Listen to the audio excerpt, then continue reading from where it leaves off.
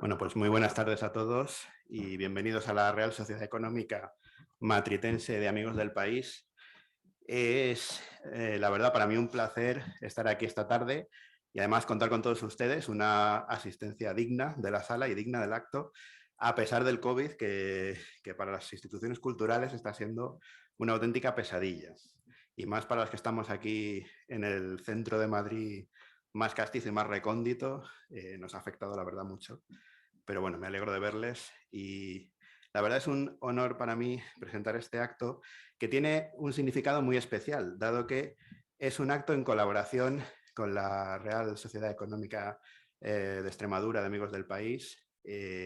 Saben que las sociedades económicas resistimos un buen número en activo e incluso hay varias opciones de que renazcan algunas de ellas, en Huelva, incluso en La Coruña tenemos últimamente noticias y la verdad, la hermandad entre las sociedades que quedamos vivas y activas es cada vez mayor y este acto es un ejemplo de ello y nuestra voluntad es que prosperen mucho más este tipo de actos que hermanan a todas las sociedades, que es una manera de que la sociedad civil española tome impulso y se articule una manera de vertebrar proyectos como este. Las reales sociedades económicas de amigos del país, como saben, no se tienen que limitar simplemente a, ser una actividad, a ejercer una actividad de divulgación cultural, a ser salas de conferencias o lugares en los que se hacen, pues, no sé, conciertos, obras de teatro, lo que eso, por supuesto, hacemos y entra dentro de nuestra labor, pero la idea fundacional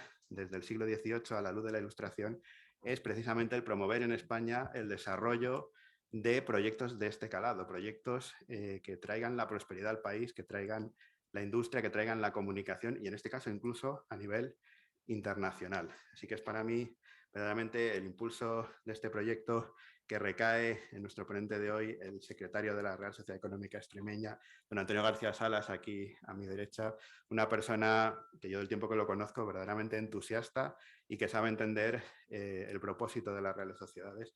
Y aquí está hoy para presentarnos este proyecto del Corredor del Sudoeste Ibérico, que realmente es un proyecto de calado que, desde luego, como él decía, dice, esto no es un proyecto de Extremadura o de Badajoz, es un proyecto de Madrid, de Lisboa. Por supuesto también es de Badajoz, obviamente, pero desde luego cuando me lanzó el guante yo lo recogí encantado porque realmente Madrid, por supuesto, tiene que estar apoyando este eje e incluso estamos ya hasta pergeñando, bueno, ya luego creo que igual nos cuentas algo de incluso ampliarlo más allá, hacia la frontera francesa, ¿no? El vertebrar dentro de la política de la Unión Europea, de vertebrar las regiones con este tipo de proyectos, no solamente de infraestructura, sino también culturales, pues tiene una importancia fundamental y para eso estamos aquí. Quiero también agradecer la presencia del excelentísimo señor don Joao Mira Gómez, embajador de la República Portuguesa, que está aquí con nosotros, nos honra con su presencia y le agradezco que esté aquí esta tarde, porque esto tiene mucho que ver con Portugal, lógicamente nuestro país hermano, al que yo creo que todos los españoles miramos con gran simpatía, con gran hermandad. Incluso yo he tenido mucha relación con, pues, bueno, en mi profesión, he tenido muchos compañeros de la Universidad de Oporto y he visto que la hermandad entre nosotros es mucho más que, va mucho más allá que el simple tópico. Tenemos muchas más cosas en común de las que muchas veces creemos. Así que todo lo que sea el fomentar las relaciones entre nuestros países, pues es algo fantástico y en ello estaremos. También quiero presentarles, bueno, muchos de ustedes lo conocen, a nuestro interventor de la Matritense, don José Villacís González, que nos presentará el acto junto también a don Alfredo Liñán Corrochano, expresidente y delegado en Cortes de la Económica de Badajoz y también es socio de la Matritense, que me decía que viene poco y yo espero verle mucho más por aquí, porque vamos a intentar ahora que de nuevo resurja la actividad de la Matritense mucho más, ahora que ya parece que el COVID nos empieza a dejar un poco tranquilos y voy a tocar madera. Les animo a que participen porque muchas veces ha sido un poco penoso ver, por ejemplo, este pasado lunes tuvimos una conferencia sensacional, de verdad se lo digo, cuando la puedan ver por internet, de verdad que merece la pena, sobre los nuevos alimentos.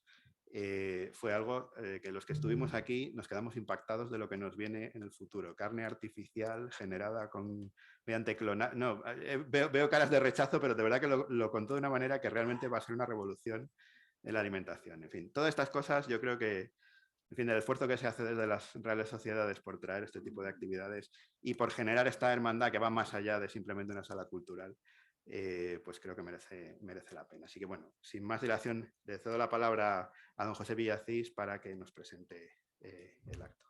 Excelentísimo embajador Juan Mora Gómez, muchísimas gracias por honrarnos con su presencia en esta Real Sociedad Económica Marritense de País, que es un signo cultural maravilloso, histórico, desde que se creó en el siglo XVIII y también acompañada por otras reales sociedades como es la Badajoz, en este caso representada por el muy ilustre señor don Antonio García Salas. Esto me ha causado una profunda emoción, quiero decir, es difícil concebir una persona con actividad empresarial, con visión de historia, con visión, insisto, empresarial y cultural. Nada más llegar aquí me encontré con este ejemplar. Esto significa, aparte de que significa un trabajo muy profundo, eso significa mucha documentación, eso significa que hay un gran esmero en ponerse a trabajar y en tener una visión como él la tiene, un gran corredor. Que al principio yo decía, bueno, pues este señor es de Extremadura, quiere que el corredor sea de Madrid a Extremadura y de Extremadura se haga lo que sea. No, la visión magna es Madrid-Lisboa. Y entonces Extremadura es una gran parte que está de paso, una gran zona de España que aunque pretérитamente estuvo atrasada, ahora ya no tanto. Y es menester comprenderla, ¿no? Porque ya también es una plataforma de las relaciones luso-españolas. A su vez, yo no puedo hablar tampoco indiferentemente de Portugal. Tengo muchísimos amigos portugueses y mis vacaciones las pasé en Nazaret. Muchos años en Nazaret, un sitio fantástico, maravilloso. Y me abrumaba era la generosidad y el trato afable de los portugueses. Yo no quiero decir que seamos vecinos, los portugueses y los españoles. Los portugueses y los españoles lo que somos es parientes. Eso es lo que somos parientes y como parientes nos tiene que unir las relaciones de hermandad, las relaciones de unión, las relaciones de vías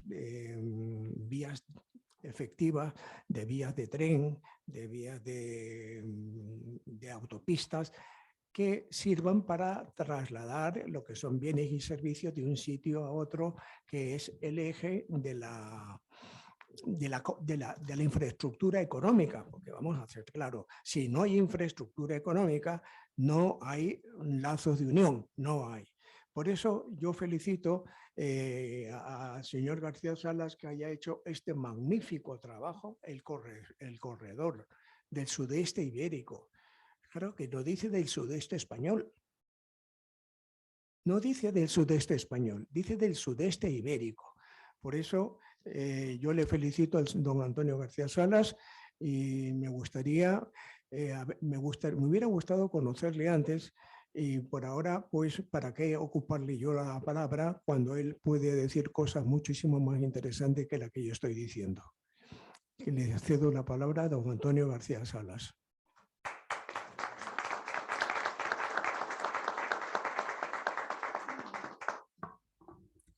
Antes vamos a cedérsela al señor Corrochano, que... Tú venía, presidente. Excelentísimo señor, señoras, señores, queridos amigos, es para mí un honor participar en este acto para hablar de nuestra Extremadura y además acogidos a sagrado en la solemnidad entrañable de esta Torre de los Lujanes sede de la Real Sociedad Económica Matritense de Amigos del País, a la que efectivamente me honro en pertenecer y con la que mantengo una deuda morosa y estimable de colaboración, porque entre Filomenas, Cobis y mi natural nómada no he sido capaz de prestarle la atención que hubiera deseado y sería de justicia. Pero, presidente, puedo prometer y prometo que voy a cumplir. Y es una enorme alegría porque, además, como ha dicho el presidente, este es un acto organizado en colaboración por las Reales Sociedades Matritense y Extremeña, en el espíritu que tengo que remarcar, tengo que decirlo, reverdeció en la última reunión de las económicas celebrada el año 2016 con motivo del bicentenario de la Extremeña, en donde consideramos como necesidad inexcusable establecer entre todos, de todas las económicas, cauces de colaboración, uniendo esfuerzos para un mejor servicio a la sociedad. Quizá la desaparición de muchas de nuestras sociedades económicas a lo largo de la historia fue precisamente debido a su ensimismamiento, a su empeño en permanecer encerradas en su ilustre mismidad y, podemos decir, regodeándose como el rey pasmado en la visión placentera de sus propios fantasmas. Pero tras más de 200 años de historia, los objetivos fundacionales de nuestras corporaciones siguen plenamente vigentes. Pero para cumplirlos es vital no solo la adaptación a la realidad del momento, sino la necesidad de trabajar en red para dejar a un lado el individualismo que quizá, por influencia de la propia Ilustración, fue una característica, creo que suicida, de nuestras reales sociedades. Estamos hoy aquí para hablar de Extremadura, para hablar de nuestra Extremadura, porque es tierra de todos cuantos sean y se sientan españoles. Una tierra abierta y llena de oportunidades que, sin embargo, durante demasiado tiempo se acomodó, quizá con un cierto sentido fatalista, al papel que le fue asignado como la gran Cenicienta al oeste de Castilla. Y este que veis aquí, de pelo casi tordo, ademanes inquietos, hablar a veces atropellado y con una mirada enredadora que toma nota permanentemente de todo cuanto puede ser de interés, este es nada menos que Antonio García Salas, que viene hoy a hablarnos de su pasión, viene a hablarnos de Extremadura. Yo podría decir que si los extremeños hemos pecado tradicionalmente de conformismo, de encogernos de hombros en demasiadas ocasiones ante una realidad adversa, si eso es así, tengo que decirles que Antonio García Salas es el anti-extremeño, porque es un hombre inasequible al desaliento, capaz de reinventar la realidad y reinventarse a sí mismo permanentemente y sin el menor signo de fatiga. Desde atreverse a fundar la primera escuela de negocios de Extremadura hasta impulsar la Eurociudad Badajoz-Elba Campomayor, pasando por no sé cuantísimas iniciativas, cayendo en ocasiones, pero volviéndose a levantar con mayores ánimos. Antonio García Salas es sin duda el rayo que no cesa. Hace ya muchos años que le conocí, allá por el 1984, cuando él, ya no, era estudiante en la Facultad de Ciencias Económicas y organizó en la misma la Feria de la Informática y Servicios a las Empresas Extremeñas, FISEX, que significó, siendo una cosa hecha por estudiantes, un auténtico revulsivo en el sector, en la facultad, por supuesto, y hasta en la ciudad. Una iniciativa que permaneció bastantes años y significó la seña de identidad de la propia Facultad de Ciencias Económicas de Extremadura. Y después de eso ya no ha parado. Y tras su licenciatura y su MBA en ESADE, han sido incontables las iniciativas empresariales que ha liderado, su dedicación a los temas de futuro de la ciudad de Badajoz y de Extremadura y su permanente inquietud innovadora. Antonio y yo hemos coincidido en muchos lugares y en las más diversas situaciones. Voy a decir casi en las vidas entrelazadas. Nos vacunamos juntos contra la política en el fracaso estruendoso de la llamada Operación Roca y aprendimos que ni que tocar esas cosas. Coincidimos después en la Caja de Ahorro de Badajoz, en la que yo era ejecutivo, y él fue consejero y vicepresidente en representación de la fundadora, que no era más menos que nuestra Real Sociedad Económica. Y coincidimos también, por supuesto, en la económica Extremadura, de la que Antonio fue en su día el miembro más joven y en la que durante años ostentó la vicepresidencia y hoy la secretaria general. Y por circunstancias hemos coincidido en algunos viajes por Europa y era de ver su afán por fotografiar cualquier cosa que pudiera parecer interesante para la ciudad, como un auténtico espía japonés. Y mi sorpresa después, tiempo después, cuando me encontraba materializadas en las calles de la ciudad algunas de las cosas que la curiosidad emprendedora de Antonio había captado con su máquina de fotos. Antonio ha sido el promotor, dinamizador y portavoz de la plataforma empresarial Sudoeste Ibérico en Red, impulsora del corredor Sudoeste Ibérico, que es precisamente el tema del que viene a hablarnos hoy aquí. Se trata nada menos de concebir el territorio, el corredor entre los valles del Tajo y el Guadiana, hasta su desembocadura en el Atlántico, como un espacio dinámico generado en un territorio como consecuencia de los flujos que producen las infraestructuras. Y naturalmente, la infraestructura más necesaria hoy día es la comunicación ferroviaria, tanto de mercancías como de viajeros, que una no solo a Madrid con Lisboa, sino a Extremadura con el puerto de Sines. El tren, ese tren que habría de estar en funcionamiento el año 2010 y que aún sigue en las brumas del año que viene, si Dios quiere, con el que intentan conformarnos. Y viene al pelo recordar orgullosamente que la primera línea férrea instalada en España fue en la entonces provincia de Cuba, entre La Habana y Guinness, en 1837, 11 años antes de que la primera línea se instalara en la península entre Barcelona y Mataró. Y hay que recordar que fue promovida en gran parte en el seno de la Sociedad Económica de Amigos del País de La Habana, que aún perdura y está funcionando. Pero como todo esto, pues yo sé más bien poco, y Antonio sabe todo, es mejor que me calle y que sea él quien nos lo explique. Señoras y señores, con ustedes, Antonio García Salas, el rayo que no cesa.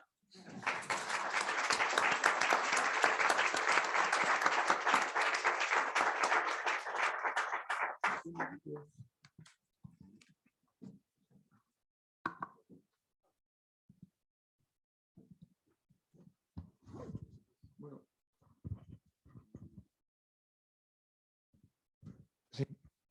¿Está bien ya? Me voy a poner de pie porque con este pupitre, como ha dicho como se ha visto, gran amigo Alfredo Liñán, pues era el más joven de la económica cuando entré y me siguen aquí poniendo el pupitre, aunque yo creo que el presidente es más joven que yo desde aquí. Pero bueno, voy a intentar hablar de pie y así puedo mejor, creo, expresar algunas cosas. Como estoy a distancia o me pongo un poquito más para atrás incluso, pues me quito la mascarilla. Y por supuesto, antes que nada, agradecer profundísimamente a la Real Sociedad Económica Matritense, amigo del país, a don José Villacís, al presidente de la Matritense y a Alfredo, que naturalmente pues estoy en deuda con él y a ver si consigo que me dé lo que ha escrito para ponerlo en algún blog o algo así y poderme vender bien.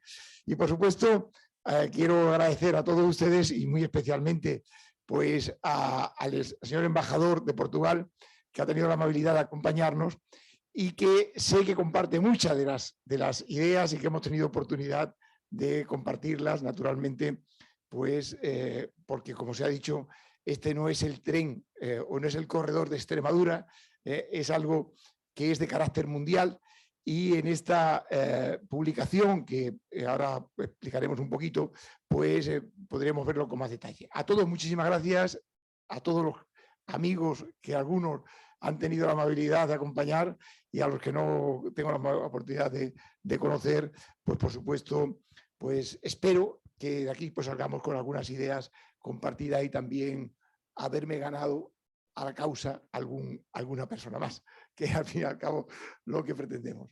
Bueno, hace 5 años tuve la oportunidad de iniciar esta serie de conferencias o esta serie de presentaciones aquí en esta casa y tuve en aquel momento pues la oportunidad que nos presentó don Juan Velarde, Pilar Becerril estaba de presidenta de la Económica, y me presentó también Alfredo Liñán, que en ese momento era presidente. Y hoy ya no es presidente, ya no vive en Badajoz, y como tantos extremeños viven en Madrid porque tienen más cerca todo, entre todos sus hijos, entre otras cosas sus hijos. El actual presidente, que por tema de salud no ha podido venir, más de una vez me dice que tendrá que venirse a vivir a Madrid porque tiene un hijo en Murcia, tiene otro hijo aquí y tiene otro hijo en Galicia. Y cada vez que va a ver a cualquiera de sus hijos, pues pierde la mitad del tiempo simplemente en los viajes. O sea, esta es una realidad en la que muchos extremeños están aquí en gran parte por las dificultades o los tiempos, las dificultades de comunicación que tiene la región. En este momento, hace 5 años, en el 2017, y he usado las tres primeras transparencias, como decíamos los antiguos, ¿no? Las he usado desde entonces, pues intentaba explicar cómo en esta historia del tren, que era en el 2017, venía de muy lejos, ¿no? Que extrañaba que de pronto todo el mundo se hubiese puesto tan nervioso en el 2017, porque era un cúmulo de promesas incumplidas, ¿no? A partir del 2003, en el que la cumbre de Figueira da Foz se dijo que en el 2010 iba a ser, pues hasta el 2009 había políticos que seguían diciendo que iba a ser en el 2010. Cuando ya llegó el 2010, pues ya no decían en el 2010, decían en el 2012, después de 2014, ¿no? Y cuando hicimos aquí esta reunión, estaba en plena efervescencia el problema de que nos encontrábamos pues, con tantas promesas, todas permanentemente incumplidas, y además nos encontrábamos que en el resto de España se estaban generando unos movimientos en todas partes por las infraestructuras. Y nos tendríamos que mover porque si no podríamos pasar 20, 30, 50 años más y seguir en las mismas condiciones. Incluso pues, un mes antes del acto de aquí, el entonces presidente de Adif pues decía es bastante inexplicable la situación del déficit de ferrocarril en Extremadura. Esto lo decía el presidente de Adif, que no se podría explicar qué pasaba. Si eso decía el presidente de Adif, pues venga, los demás, naturalmente, pues teníamos que hacernos esa pregunta, qué pasaba. Y era un momento en el que se estaban quemando trenes, la gente en medio del campo en el mes de septiembre, el mes de agosto, pues se encontraba que tenía que cargar con las maletas para ir a un sitio para que algún autobús lo llevase. Bueno, empezó a generarse un estado de opinión de inmediatez y de urgencia, y como pasa normalmente, la respuesta política es que soluciona el problema inmediato. Vamos a arreglar el tren, vamos a llevar un mecánico en el tren, vamos a cambiar algunos trenes para que no ardan, o sea, algo verdaderamente espectacular, ¿no? Y al final del 2017 pues hubo una manifestación aquí que podríamos decir fue una famosa manifestación para los que estuvimos o para los que éramos de Badajoz, pero ese día coincidimos con una manifestación de policías y guardias civiles y ni salió en televisión, ¿no? Para nosotros era todo muy importante y fue el gran acto de concentración que además pues tenía una particularidad, que estaba prácticamente promovido desde las administraciones, ¿no? Ahí vemos pues en los intervinientes, pues naturalmente pues son todos los partidos políticos, los sindicatos, las patronales, de alguna manera los que llevaban 20 años firmando acuerdos de que se iba a hacer y que nos estaban diciendo que se iba a hacer. Y son los que se indignan y lideran un movimiento para que se haga. Aquí esto se ha apagado y no sé exactamente si puedo continuar o no puedo continuar, porque ahora es cuando empezaba. No sé si esto... Me temo que el problema, y estaba buscando antes porque he avisado de que faltaba que alguien, a ver si podemos solucionar esto, se había quitado este. Si podemos, o sea, es que estaba desenchufado. Podemos cargarlo de nuevo, ¿no? Y ya está, y todo tiene solución. Bueno, eso vamos a intentar, que el tren también tenga solución y seguro que lo tendrá. Estas son, aprovechando el interín estas son las cosas que nos ha traído el COVID. Una sociedad de casi 250 años ha tenido que adaptarse en 2 y pico a Internet, la emisión en directo en streaming, en fin, el sistema de sonidos, un auténtico desafío. Pero bueno. El problema del directo. Sí. no hay problema. Lo que pasa Eso- es que con el tema del COVID esto nos ha pasado con cierta frecuencia, la verdad. Entonces, bueno, este mapa pues fue un mapa que empezó a salir en los medios de comunicación, incluso la Junta de Extremadura lo hizo suyo, y como vemos, pues vemos ahí hay un hueco que puede uno pensar que qué pasa que se está evitando a Extremadura.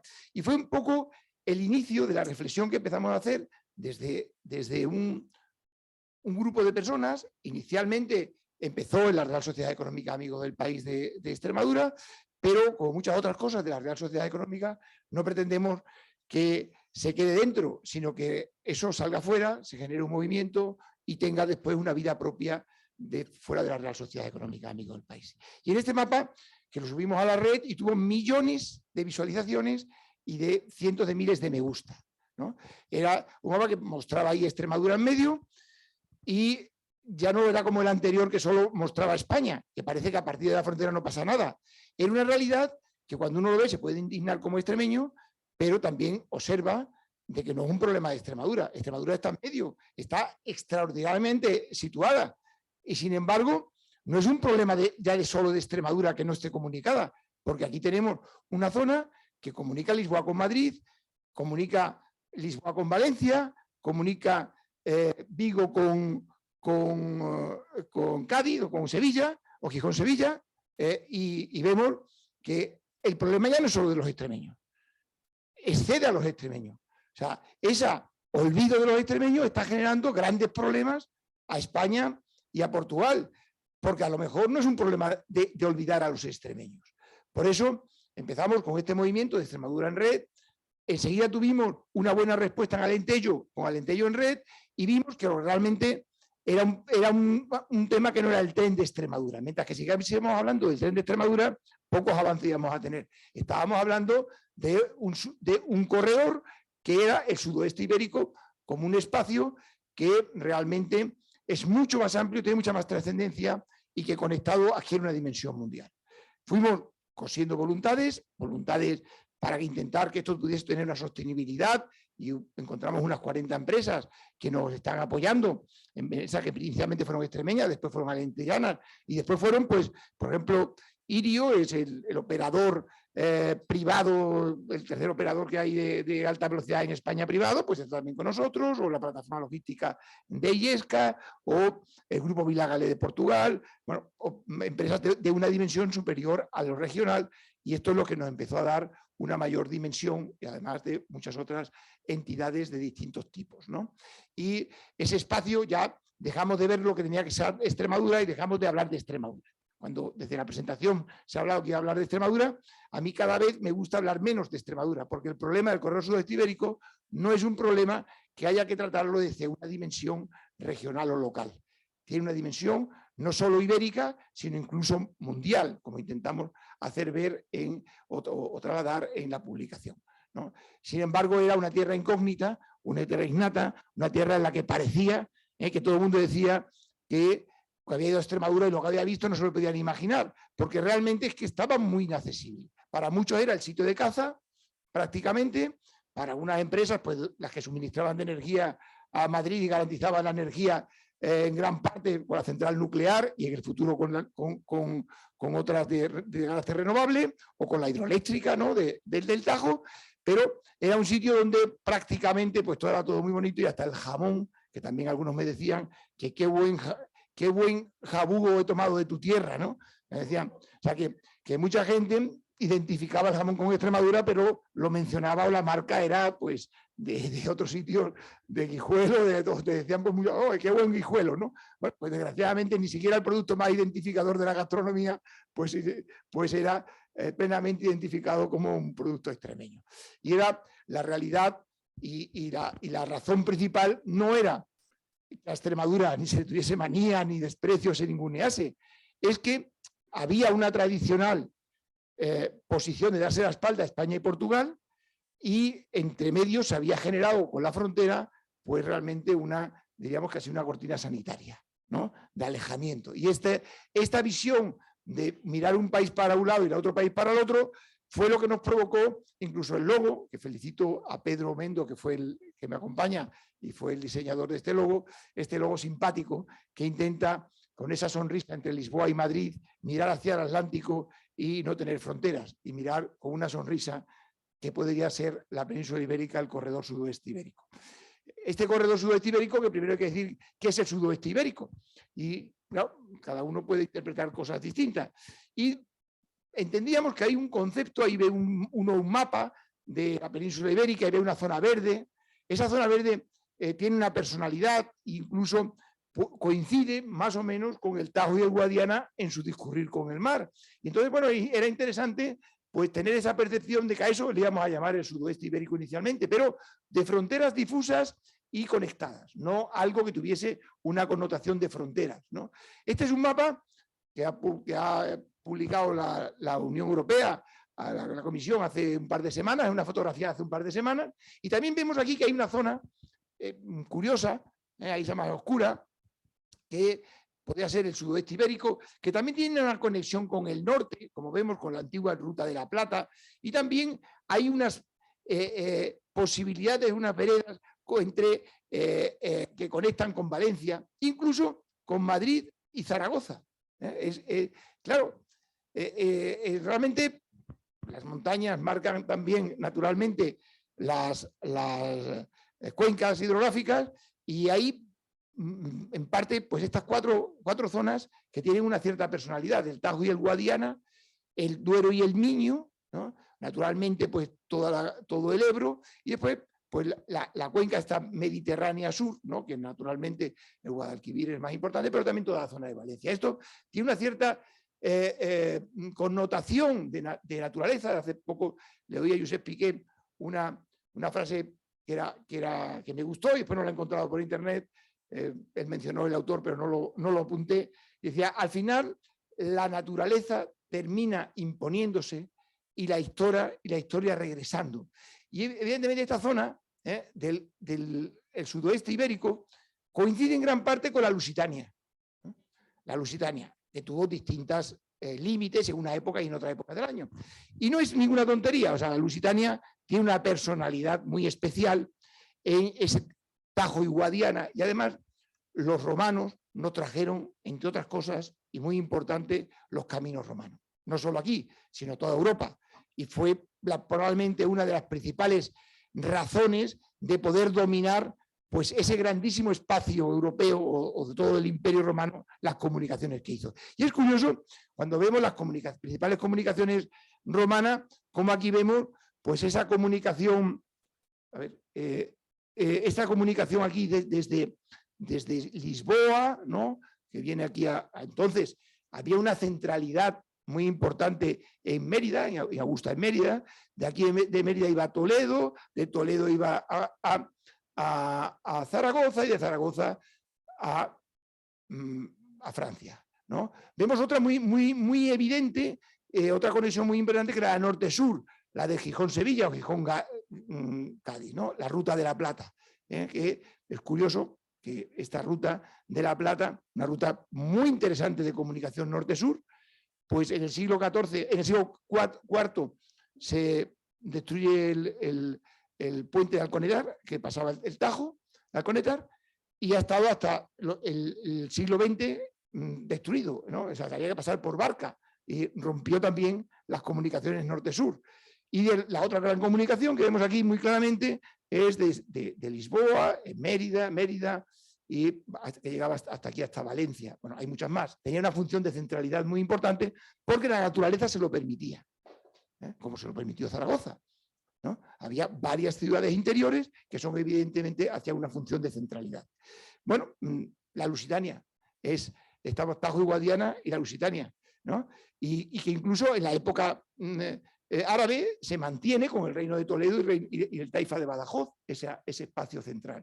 Y que bueno, en el siglo XIII llega la Reconquista, se empiezan a generar fronteras y se cierra la frontera portuguesa, que es la frontera más antigua de Europa, la más larga entre dos países. Para el caso de Portugal y demás, es la única frontera que tiene, ¿no? Y además, algo que marca, yo creo, un interés importante, que se genera una zona de aislamiento, ¿no? En este espacio, esta frontera que en parte se convierte en muchos casos en un campo de batalla entre Inglaterra y Francia. No hay que olvidar que el tratado internacional más importante del mundo es el tratado portugués con los ingleses, ¿no? Que es un tratado de protección frente a España. Y esta zona, como digo, tan importante de frontera y que en una parte baja fue la Lusitania, de pronto se convierte en la Oscuritania. La tierra de la luz, que era la Lusitania, y que basta con que uno pase por allí y entienda por qué era la Lusitania, pasa a ser la Oscuritania y empieza alrededor de la frontera a generarse una zona de pobreza, de despoblamiento, bueno, una zona en la que este es un mapa que muestra la intensidad de tráfico y de conexiones en las fronteras europeas, y vemos cómo en Centro Europa las fronteras son zonas de gran conexión, de gran permeabilidad, de gran comercio, de grandes infraestructuras que lo conectan. Y vemos cómo la española y portuguesa es la menos densa de conexiones. Naturalmente, este mapa está íntimamente relacionado con el nivel de renta per cápita y de PIB, donde hay grandes conexiones, donde hay grandes infraestructuras comerciales y de comunicaciones, hay un alto PIB, porque el comercio se genera donde hay diferencias fronterizas. Y sin embargo, en la frontera hispano-portuguesa es una zona que, quitando algunos puntos, todos pues los más mayores pues recordarán a Elba iban a Elba a comprar a toallas o a comprar café, ¿no? En lo que recuerdo que nos pasábamos 2 kilos y íbamos con cara de bueno para que la policía no nos parase en la frontera, ¿no? Pero bueno, ha habido algunos puntos, pero en general la frontera era una zona de pobreza, ¿no? Y naturalmente esa zona fronteriza que hoy día pues, se denomina la raya, la zona de la raya, es, viendo este mapa que es de hace 2 años de la cumbre luso-española ibérica de Guarda, que se publicó con motivo de la publicación de la estrategia de desarrollo transfronterizo, pues es muy curiosa, ¿no? Es muy curioso porque vemos cómo en Portugal la raya es prácticamente 2/3 partes del país. En España es mucho menos, es un 15, un 20%, pero si hablamos del oeste de España es también la mitad. O sea, la mitad de España prácticamente tiene una influencia total de la raya, de esa impermeabilización que existe en la raya, y en Portugal pues 2/3 partes. Lo que quiere decir que de la península ibérica pues es una parte muy importante que hay que tratar de manera distinta.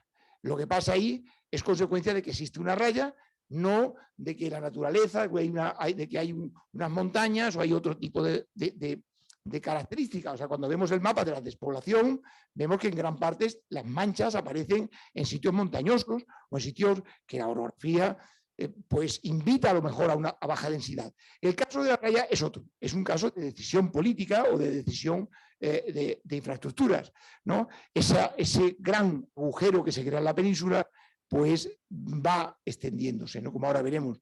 Este es un mapa de hace 10 años, un mapa de calor de la proximidad a las zonas de mayor desarrollo, de mayor servicio, de mayor concentración poblacional. Y vemos cómo toda la raya es una gran mancha, especialmente en el centro, y después también es curioso cómo pues, en el sur de la provincia de Ciudad Real y de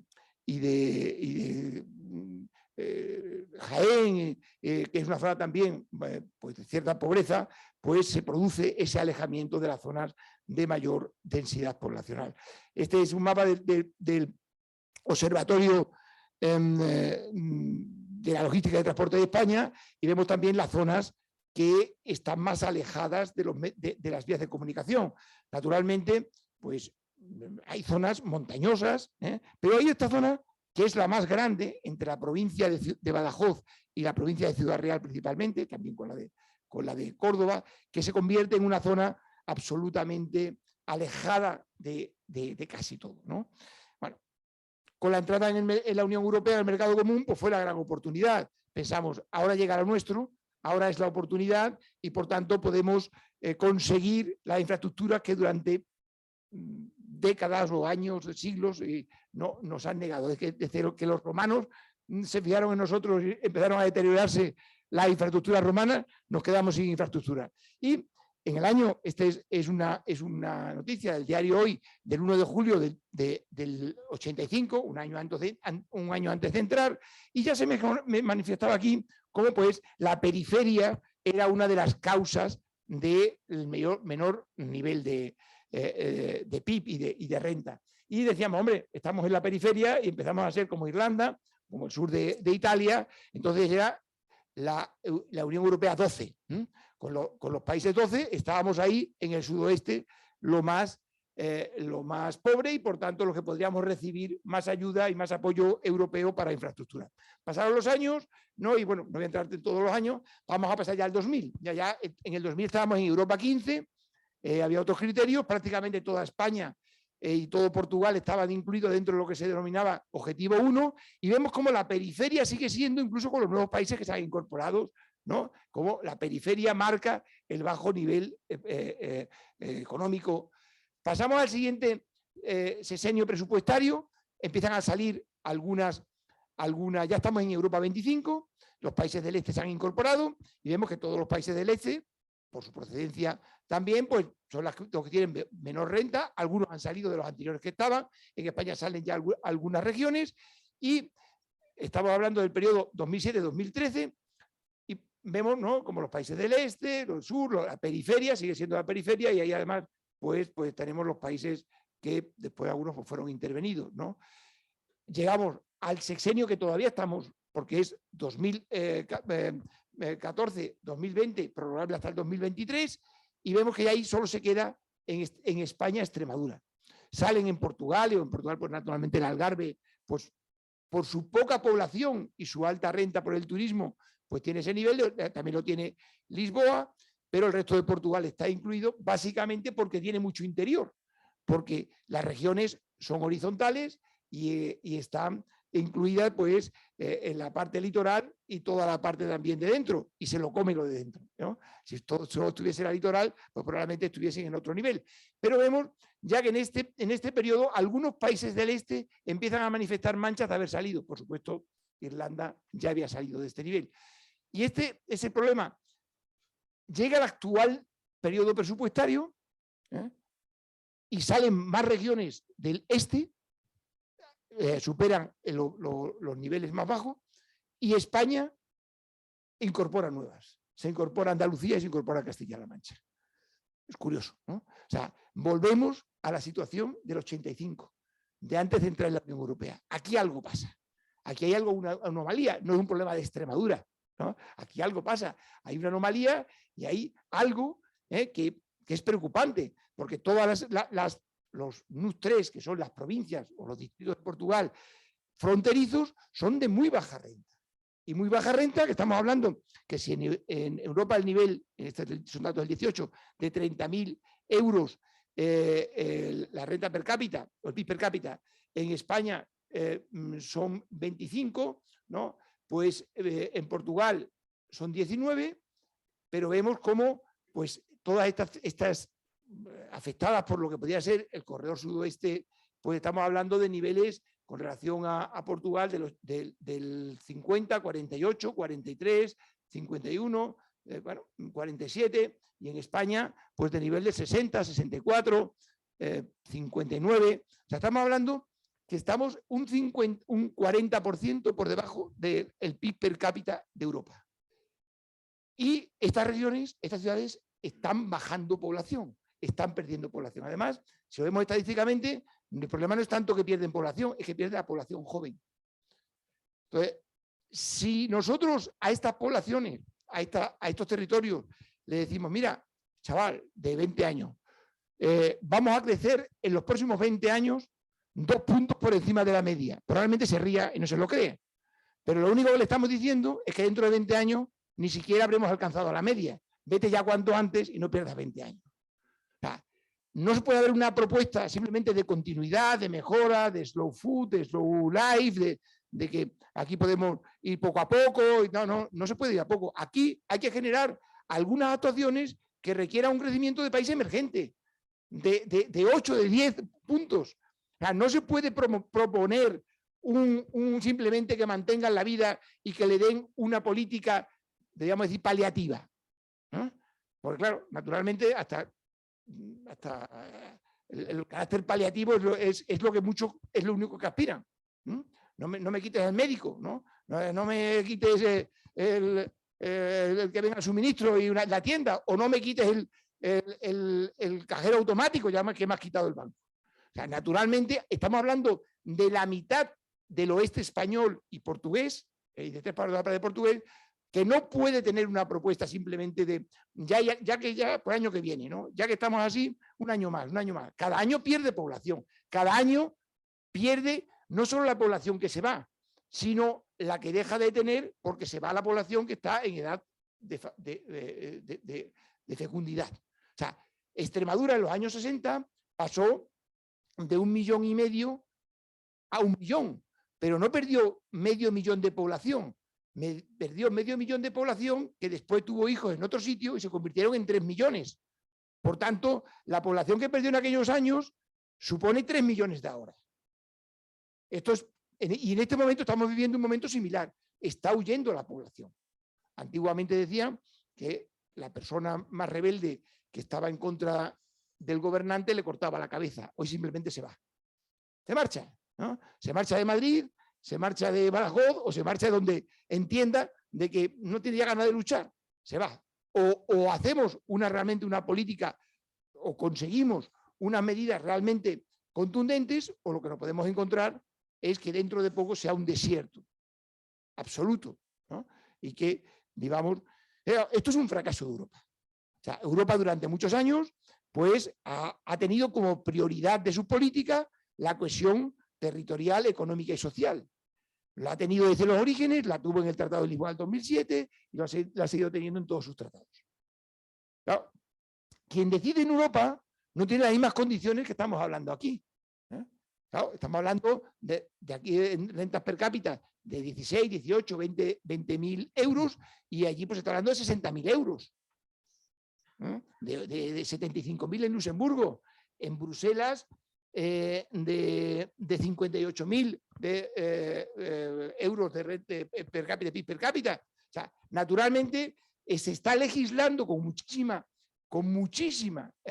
influencia en territorios donde están con otros problemas. Están en otros problemas porque son problemas muy distintos. O sea, naturalmente hay una concentración en España muy superior que en Europa, en España y en Portugal. Existe, pues bueno, no es todo correcto porque de Lisboa para abajo también hay en el litoral tampoco hay tanta densidad de población, pero al final estamos concentrando toda la población en el mismo sitio, cuando en Europa pues también vemos que tiene una mayor dispersión, ¿no? Entonces, esta población, estas zonas de alta densidad pues tienen unas altísimas infraestructuras, una muy mellada red de infraestructuras. Por tanto, en este mapa también se ve pues, dónde está concentrada la gran densidad de ferrocarriles, en la misma zona de la que estamos hablando, donde está la mayor intensidad de movimiento de aviones y, por tanto, de contaminación, donde hay las mayores intensidades de consumo de energía y, por tanto, de contaminación, y donde hay las mayores emisiones, tanto de CO2 como de dióxido de nitrógeno y de otros elementos. Naturalmente, el que vive en estos países, aunque tenga 60.000 euros de renta, pues, o 50.000 o 40.000, pues siente un problema de la contaminación como un problema muy importante. Y eso pues, se traslada a las políticas europeas. En los últimos años, las políticas medioambientales se han convertido en las políticas más importantes o las más definidoras de las políticas europeas y prioridades a la hora de consumir, de emplear los gastos. Incluso en los 5 puntos que la actual presidenta de la Comisión, Ursula von der Leyen, planteó, el primero era el Pacto Verde. O sea, su gran preocupación era que lo primero era el Pacto Verde. Y lo hemos visto con los fondos también de los Next Generation, transición digital, transición medioambiental y mejora económica. Se ha convertido en un punto importantísimo e incluso en la impartición de fondos, ¿no? Enseguida se firmó a los pocos días el Green Deal, una gran diversidad de programas, de fondos han ido dirigidos y también de movilidad. Y hombre, ahí a lo mejor podemos pillar algo. no quiero hablar de Extremadura, pero Extremadura no tiene ni un metro de tren electrificado. Por supuesto, de doble vía tampoco tiene ni un metro de tren con doble vía. Y ahora, desde hace unos meses, ha empezado a tener algunos metros, algunos kilómetros, con sistemas de seguridad automáticos. Hasta ahora había el bloqueo telefónico. O sea, el bloqueo telefónico, que como iban cerrando, o sea, el bloqueo telefónico que llama el responsable de una estación a la otra y le dice, oye, no dejes salir ningún tren, que ya de aquí sale uno. O sea, aquello del palito que a veces nos daban en las autopistas, o en las carreteras cuando arreglaban, que tenías que decirle, dale el palito es del otro lado y que no deje pasar ningún coche. Pues eso es un poco el modelo, un poco de sarcasmo, que existe en Extremadura en su mayoría y en la línea principal de Lisboa a Madrid, perdón, de Lisboa a Madrid, no, de Badajoz a Madrid, es la que ha existido hasta hace 3 meses.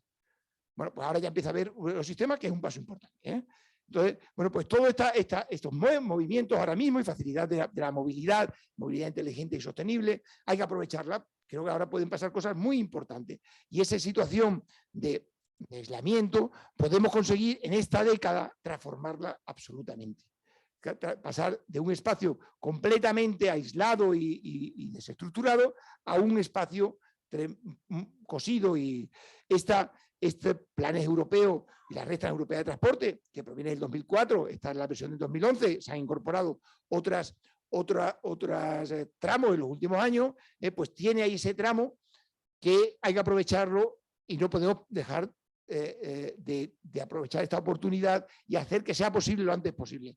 Lo antes, que es la conexión Lisboa, Sines, Madrid, en principio una línea mixta de pasajeros y mercancías, aunque ahora en la nueva versión de lo que está ahora mismo en debate o va a estar en debate en el Parlamento Europeo, se ha hecho algunas modificaciones. Pero esto es una cosa importante, esa conexión que tenemos que hacerla posible lo antes posible para pasar de esa Iberia desconectada y radial completamente y dependiendo de un punto central con todos los problemas que puede tener de congestión a una España o a una Iberia en red, en la que a lo que a nosotros nos afecta, ahora mismo debemos hacer posible para empezar a coser ese gran hueco que hay en el sudoeste, pues la línea de alta velocidad mixta de pasajeros mercancías que está contemplada en la red transeuropea de transporte, ¿no?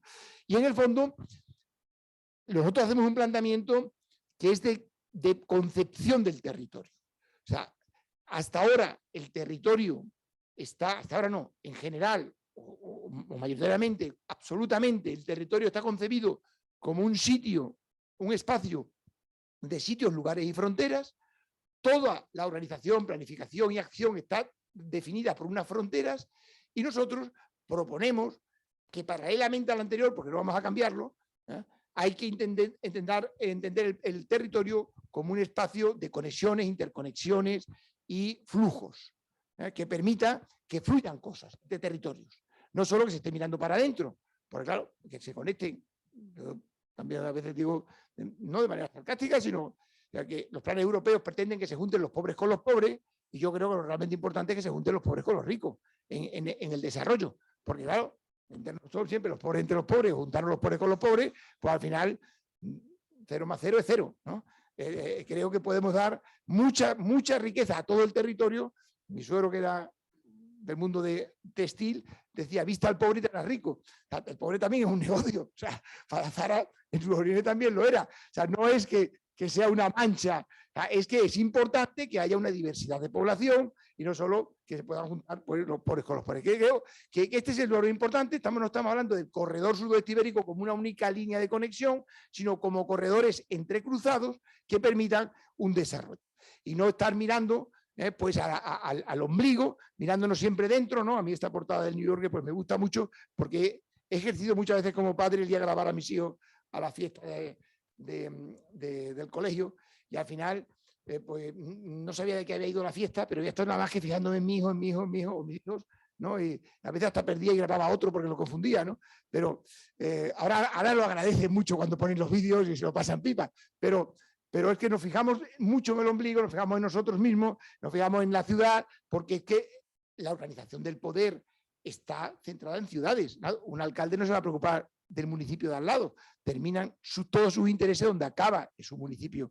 Y tenemos que tener una visión mucho más global y ese concepto de sudoeste ibérico engloba pues una cantidad importante de conexiones que van más allá de la pura conexión de un pueblo, de una ciudad o de un nodo.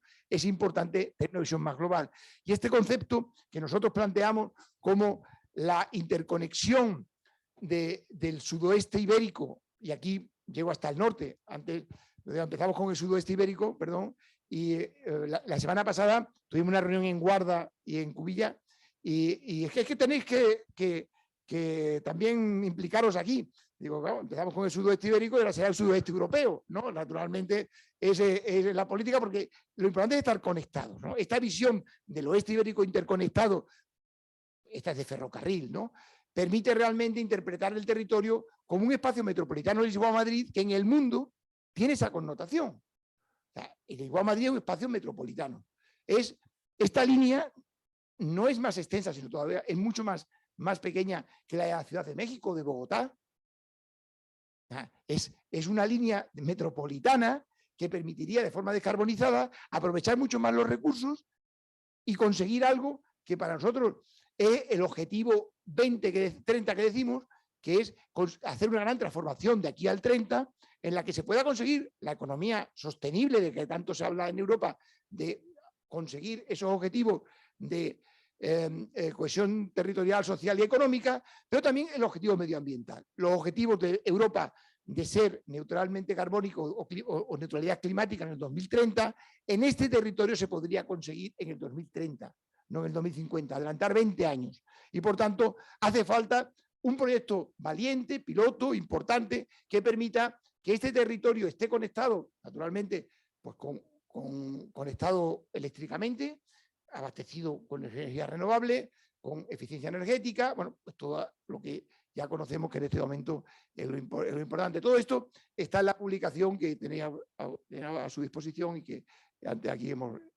Esta publicación es una publicación co-creativa, una publicación que la presentamos en el 2020 en un acto que hicimos aquí en Madrid, bueno, 2019, perdón, en un acto que hicimos en Madrid. El de 2020 se tuvo que suspender y empezó pues siendo una pequeña publicación de unas propuestas que teníamos, y se ha ido trabajando de manera co-creativa por muchos actos. La época de la pandemia o estos últimos años pues nos ha obligado a actos más pequeños, pero a través de internet muchas reuniones prácticamente diarias con colectivos, con personas, para ir puliendo una publicación que empezó siendo una beta 01 y ahora es la beta 09, que está aquí, pues hoy la hemos recogido esta mañana de la imprenta, ¿no? Y bueno, y nos permite ir colectivamente y concretivamente planteando algo que no es un tren. Estamos hablando de algo mucho más completo, con unas propuestas concretas. Decimos, el corredor sudoeste ibérico no existe porque no hay unas infraestructuras que lo vertebran, no hay una infraestructura y vamos a trabajar en ella, y el corredor sudoeste ibérico no existe porque no hay un concepto, no está en la mente ni del público en general, ni de los propios residentes, ni de los decisores, ni de los medios de comunicación, de que entre Lisboa y Madrid hay mucho que es desconocido. Cuando uno habla de California, entiende California, pues lo que supone California, hay dos grandes ciudades, Los Ángeles y San Francisco, y hay mucho entre Los Ángeles y San Francisco. Bueno, no creo que San Francisco y Los Ángeles sean más que Lisboa y Madrid, pero sí estoy seguro que hoy día, naturalmente, Silicon Valley hay muchas cosas en California, lo que hay entre Lisboa y Madrid no tiene mucho que envidiar a lo que hay allí, más que la renta per cápita, y el desarrollo económico y la atracción de población.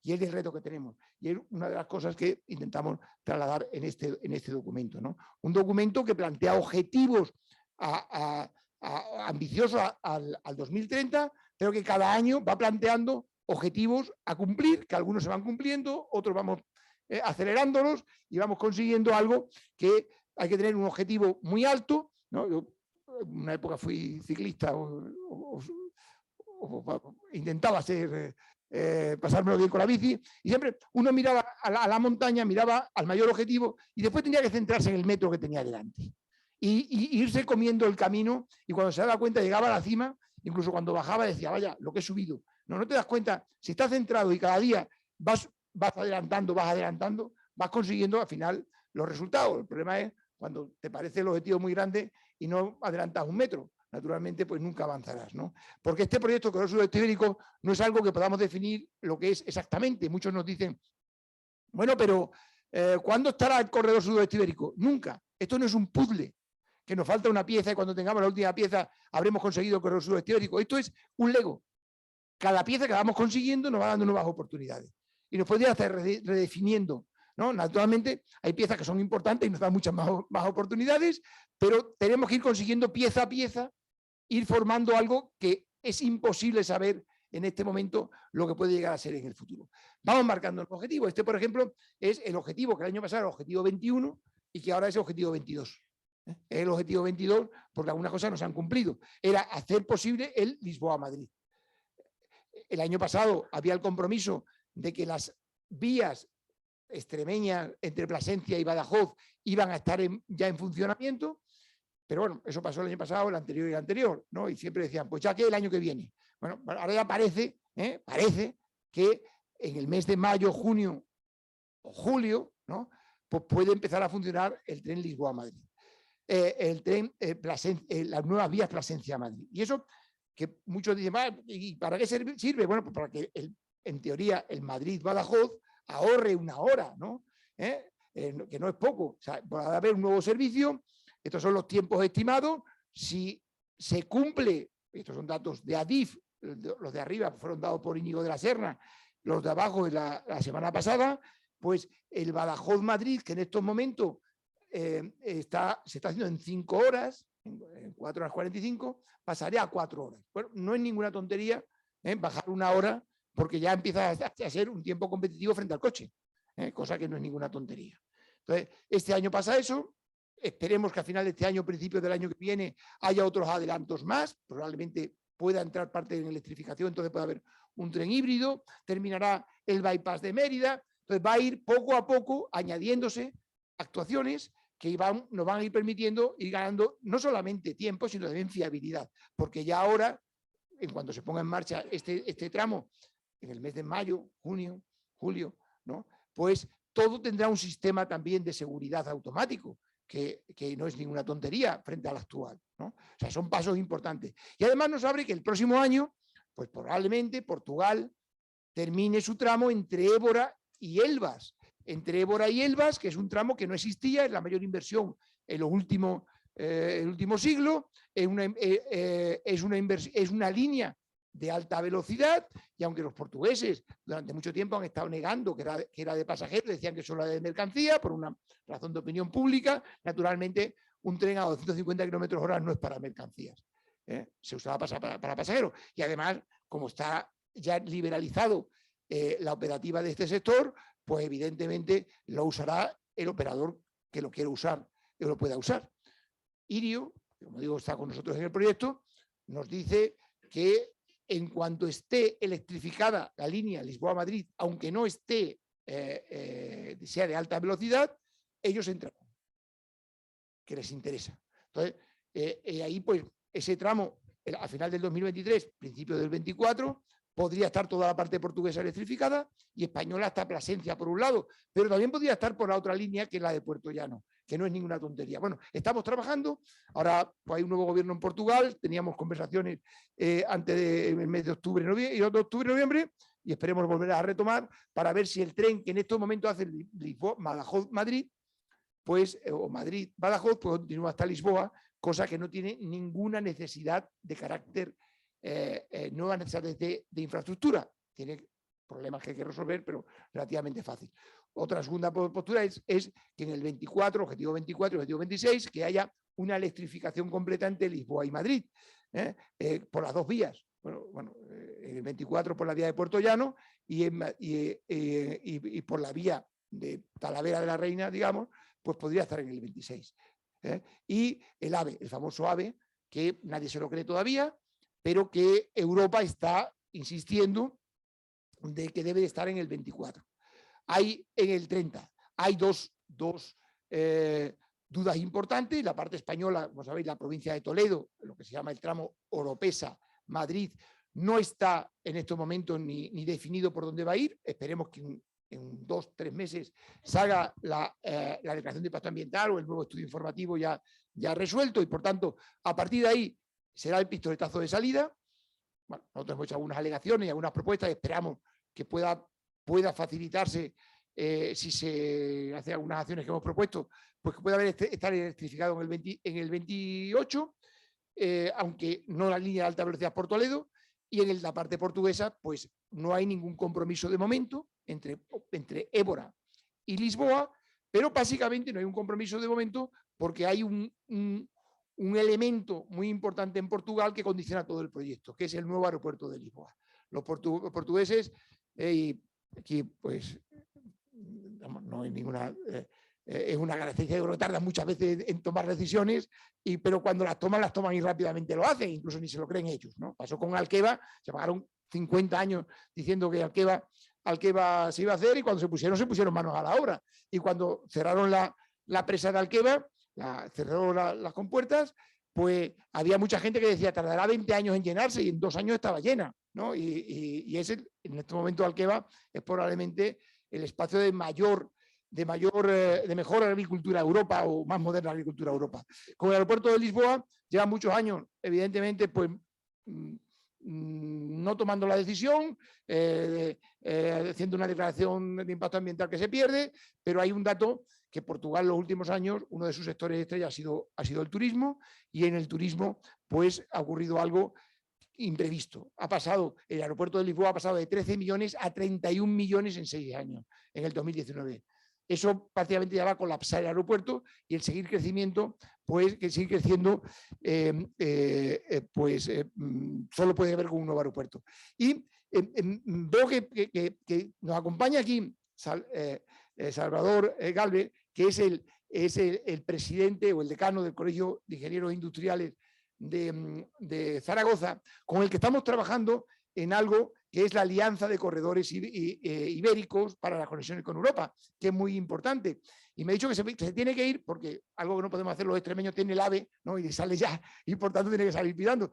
Y me gustaría que, bueno, ahora es un momento importante tanto por la estrategia indicativa, la estrategia del tren en España, como un proceso de revisión que hay de las redes transeuropeas de transporte.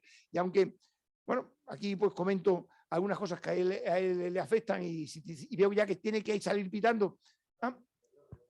Bueno, era bueno, si quiere decir unas palabras, porque creo que es algo muy importante como distintos corredores de España están intentando buscar soluciones colectivas y no solo... y te agradecería mucho si quieres dar tu opinión y comentar y decir quiénes son, porque creo que es importante pues estos proyectos de carácter nacional que parten de la sociedad civil, del Colegio de Ingenieros Industriales, del Camino, de la Cámara de Comercio, pero con el que estamos trabajando muchos otros corredores de España. El lunes incluso en Sines hay una reunión en la que se va a trabajar sobre ello y yo no hablo. No, y para mí es un placer estar aquí. Bueno, yo lo único que me tenía que marchar, pero está Pepe Cañizares, que es también junto contigo, estamos encabezando un proyecto que entendemos que es el único proyecto que podemos hacer. No podemos ir a Europa a pedir algo, como pueda ser nuestro corredor en este momento sudeste ibérico, o aquel sueño que teníamos los aragoneses del paso a través de los Pirineos, que ya estaba definido por los romanos hace 2000 años, y sin pensar en que son proyectos transeuropeos y transfronterizos. Necesitamos ir de la mano todos los corredores y buscar ese enlace tan soñado que es del norte de África al Mar del Norte. Si conseguimos alianzas con organizaciones y plataformas como la del sudeste ibérico, como la que tenemos en Aragón, como la que tenemos en Portugal, sobre todo hay un interés fortísimo de los puertos de toda la península ibérica, y lo que tenemos que hacer es el sudoeste ibérico al cuadrado, o sea, el sudeste ibérico de España y el sudoeste de Europa. Y eso es un poco el mensaje. Yo creo que Pepe se queda en la tertulia y me perdonáis, pero el planteamiento es hacer una alianza, nos lo han pedido los eurodiputados, nos lo ha pedido todo el mundo, es hacer una especie de trabajo y de grupo de presión de la sociedad civil, donde estamos todos los colegios de ingenieros de España, todos los colegios de caminos, cámaras de comercio y universidad, y ahí, a partir de ahí pues meteremos operadores, empresas, etcétera, etcétera, etcétera, para ir a Bruselas ordenadamente, con un proyecto transfronterizo, porque si no Europa no nos va a escuchar. Y salirnos de lo que es el propio gobierno de España, donde las inversiones son como son. Al final tienes que pactar, pues, digamos, toda la democracia pactando para poder gobernar, y la realidad es esa, o sea, ¿qué me das? ¿Qué me quitas? Entonces nosotros tenemos que salir de ese círculo vicioso. En Aragón somos también pocos y me has tocado la fibra porque yo he nacido muy cerquita de Fuente García, que es donde nace el Tajo, en la Sierra del Barracín, y la verdad es que los romanos decían que la cultura va aguas abajo, ¿no? Y entonces pues, el Tajo va hasta Lisboa. Con lo cual, yo con Antonio enseguida hemos conectado, además online con la pandemia. Tuve el placer de asistir en Badajoz a esta presentación, pero nuestro proyecto es un proyecto importante, porque además lo que queremos hacer es una asociación con una organización jurídica, con una sede, en principio hemos pensado en Madrid, pero podremos poner una sede en Portugal y poner una sede en Bruselas. Es lo que hay que hacer, o sea, acercarnos a la toma de decisiones, y la toma de decisiones es en Bruselas. Entonces, a que sea realidad ese eje norte de África, más del norte, a la que se tienen que unir necesariamente el puerto de Algeciras, el puerto de Sines, el puerto de Valencia, y hacer alianzas para esas plataformas logísticas de interior que crearán desarrollo industrial, y donde pues, los ingenieros industriales apostamos por ello. Creemos que si no hay industrias no hay población, y si no hay población no hay futuro. Entonces no podemos pedir un tren de viajeros de Teruel a Valencia o de Valencia a Zaragoza si no hay nadie por el camino, ¿no? Pero yo creo que es un mensaje fácil, un mensaje muy claro. Las mercancías no caben por la costa, tienen que unirse con estas plataformas logísticas, donde los puertos son los primeros que están invirtiendo, porque el puerto de Algeciras está invirtiendo en Antequera, el puerto de Valencia está invirtiendo en Teruel, el puerto de Barcelona, por excelencia, tiene las plataformas logísticas más importantes del sur de Europa en Zaragoza, y el puerto de Sines pues, tendrá que buscar pues, Elvas, Badajoz, y eso es un poco el camino que pensamos que tenemos que recorrer y que ofrecer a los demás, ¿eh? Es un poco un mensaje sencillo, pero es muy claro y muy rotundo. Muy bien. Oye, queda Pepe, que también es del Colegio de Ingenieros de Madrid, para cualquier debate que queráis hacer, y nos vemos en Portugal el lunes. Sí, muchas gracias. Bueno, creo que era importante la visión de que cuando estamos hablando de conexiones, no estamos hablando de conexiones para nosotros mismos y conectarnos con nosotros mismos, sino conectarnos precisamente con los demás, con el resto de la península y con Europa, ¿no? Y para eso la Red Europea de Transporte, que ahora mismo está en periodo de revisión y que estamos trabajando para presentar algunas alegaciones, una de ellas, una de las líneas que estamos trabajando es con la Alianza Europea para el Desarrollo de Corredores, que preside Salvador, y Pepe está en uno de los grandes activos también, porque hay gente muy cualificada. Yo cada reunión que hago es que aprendo muchísimo, muchísimo, y que en la página esta corredores.es es donde se refleja, y hay varias, sobre todo, naturalmente hay un tema muy, muy importante, que es la travesía central de los Pirineos. O sea, la conexión, de nada nos sirve pues organizarnos en España y que los trenes fluyan si después llegan y no pueden pasar por los únicos dos puntos que hay, ¿no? Irún en Daya y por la Junquera.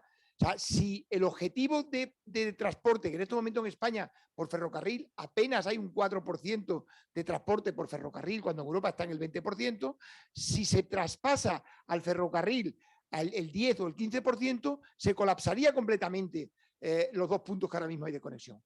Habría otras razones, pero hay una razón importante, que cuanto antes habrá que habilitar Canfranc para empezarlo a usar, aunque sea, digamos, en pequeña dimensión, porque ni lo permite Canfranc, ni las cotas lo permiten, pero hay que habilitar una gran conexión para que toda la península ibérica pueda conectar con Europa, una gran conexión en los Pirineos, que no solamente tiene que ser de ferrocarril, también de carretera y también de energética, ¿no? Como ahora veremos, que es muy importante, y digital. Entonces, esta es una de las líneas sobre las que estamos trabajando para recuperar algo que en la primera definición de las redes europeas fue el denominado eje 16, que después desapareció, y que tiene la lógica que tiene que volver a ocurrir. Estábamos trabajando también para rehabilitar e incorporar a la Red Europea de Transporte la conexión entre Mérida y Puerto Llano, para poder agilitar el eje Lisboa-Sine, corredor mediterráneo. Esto, gracias a Portugal, pues España ha apretado el acelerador, porque es la línea que tiene una menor cota y permite esta conexión, y si se cumplen algunas previsiones podría estar en el 24 y abriría una gran línea y una gran conexión, pues Lisboa-Sine corredor mediterráneo o Madrid, ¿no? A través de Alcázar de San Juan, bueno, de Manzanares y Alcázar de San Juan. Esto es importantísimo y está al alcance de la mano. En estos momentos ya se ha licitado, está pendiente de adjudicación los últimos 2 trámites que quedaban bueno, 2 trámites no, 2 tramos de la provincia de Ciudad Real y se está esperando que salga el plan energético nacional para que fije pues, 2 subestaciones eléctricas y pueda aprobarse la declaración de impacto ambiental. Y otro tema muy importante, que en esta propuesta que ha hecho la Comisión Europea al Parlamento y al Consejo de Europa, es que ha eliminado la Ruta de la Plata. La Ruta de la Plata ya dejó de existir en el año 84 para pasajeros y en el 97 para mercancías, ya se ha desmantelado, incluso es una ruta verde, pero es una ruta absolutamente esencial, una ruta que vertebra el oeste. Vertebra el oeste y aquí tenemos puesto 2 sitios en los que estamos trabajando, ¿no? Por un lado, la Ruta de la Plata, en la que tenemos, bueno, lo que le hemos llamado Corredor Oeste, Ruta de la Plata, estamos con cámaras de comercio desde Gijón a Sevilla, Huelva y Cádiz para intentar sensibilizar y generar ahí un grupo de interés para rehabilitar la vida de la Plata.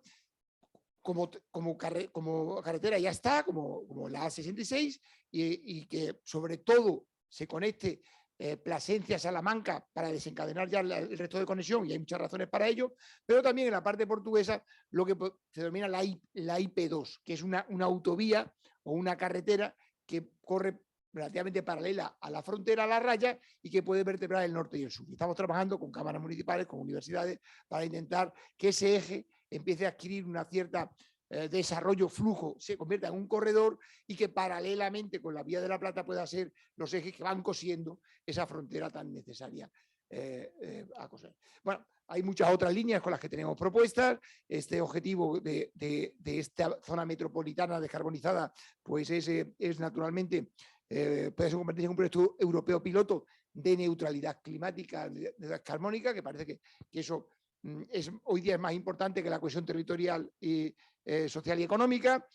Un corredor, los corredores descarbonizados, tanto de ferrocarril como de carretera, que permitan que haya puestos de hidrogeneras, gasineras y electrineras, y que permitan que puedan funcionar por ahí los camiones con toda normalidad descarbonizados, porque la huella de carbono cada vez es mayor.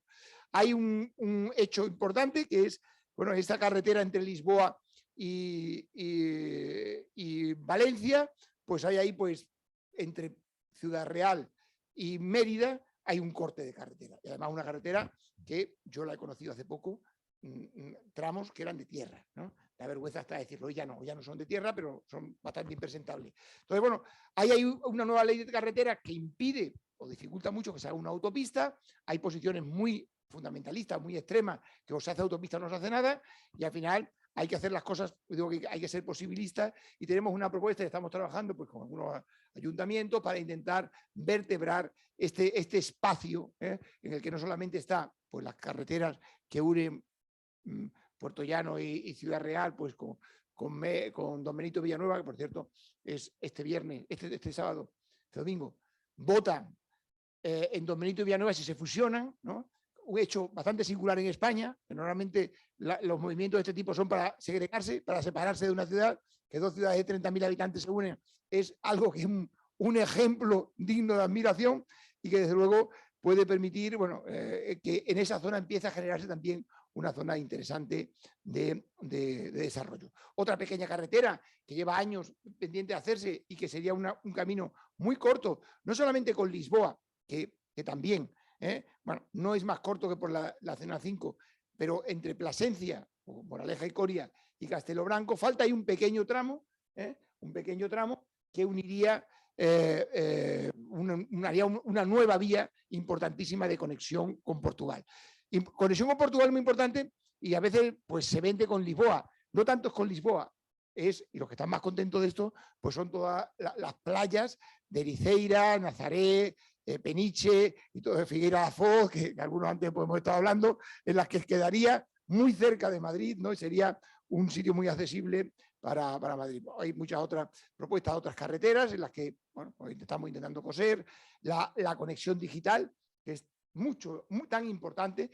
Cuando hablamos de corredores ferroviarios, los corredores ferroviarios llevan aparejada un corredor eléctrico y un corredor digital, Tanto Adif en España como Infraestructura de Portugal en Portugal tienen también la responsabilidad de la expansión de la fibra óptica y por tanto se puede convertir en un valle de digital, un valle, y el tema energético que también pues, es fundamental en el sudoeste, en el que pues, es la mayor garantía no solamente de abastecimiento, sino también de poder convertir España en un país con una balanza de pago positiva. O sea, naturalmente está toda la generación hoy por hoy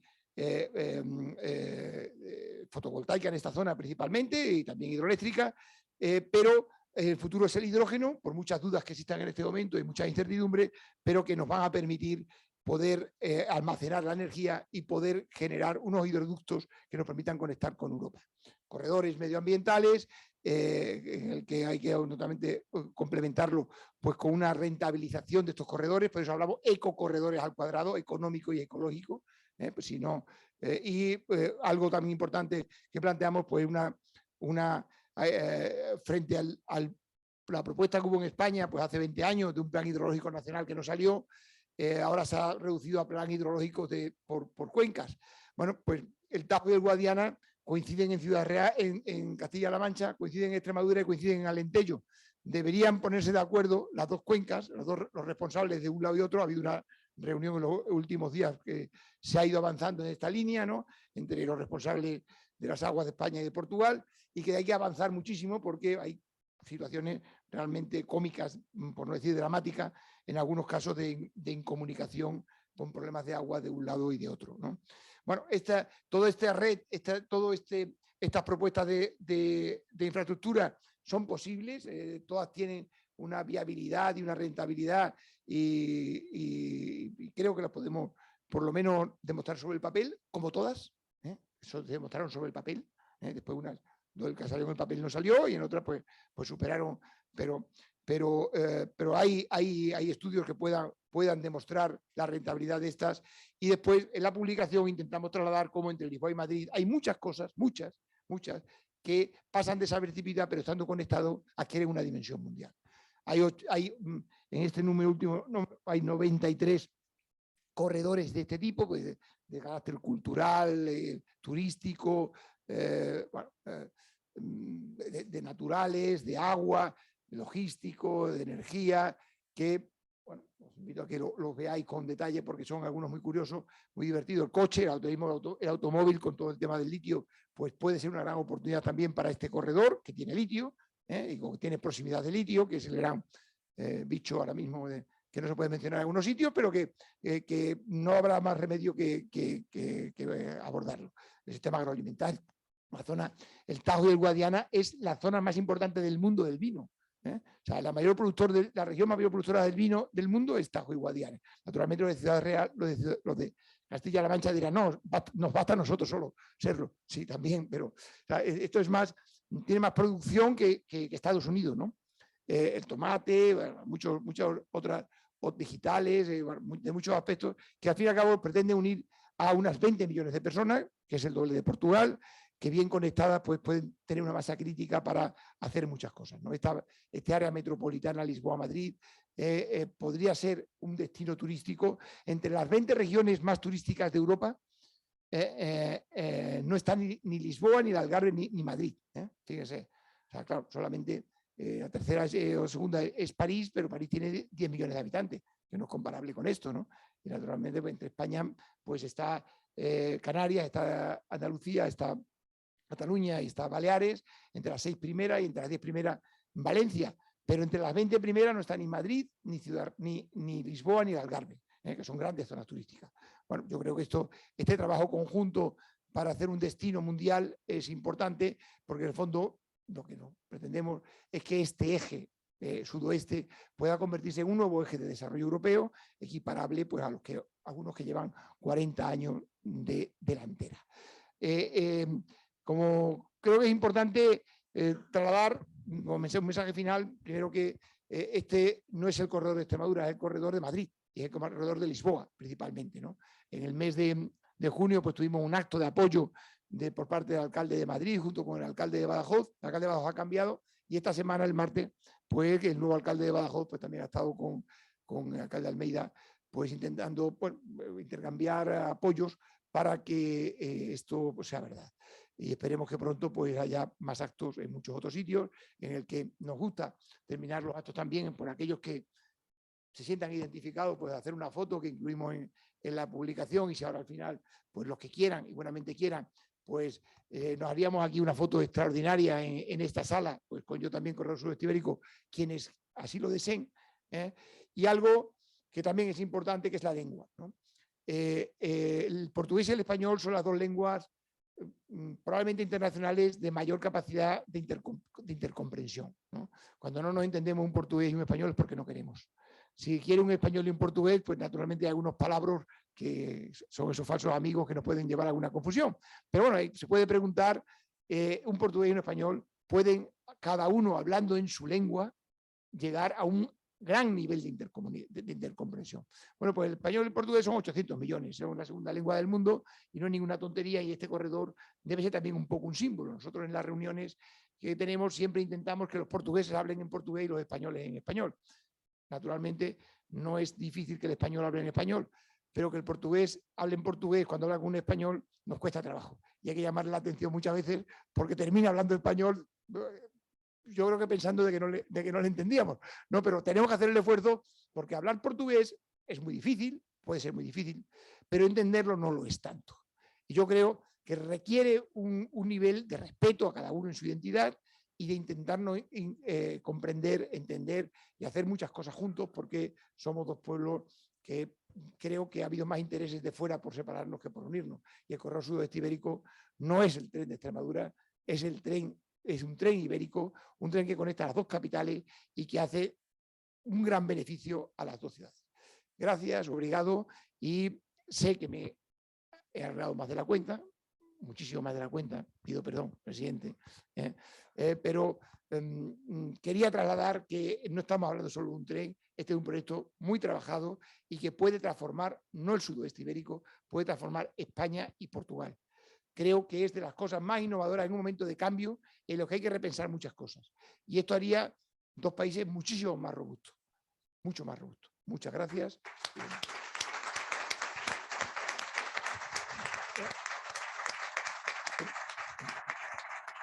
Muchísimas gracias, embajador, y siento muchísimo haberme alargado. Sí que es importante que no es posible plantear un mundial en el 2030, no es posible si no hay unas conexiones entre Lisboa y Madrid fluye, y por eso decíamos esto. Gracias, perdón. Muchas gracias.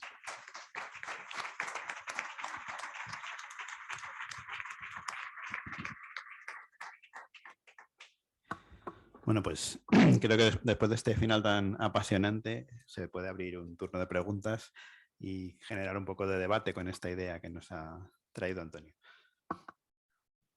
Sí, un momentito que les acercan el micrófono.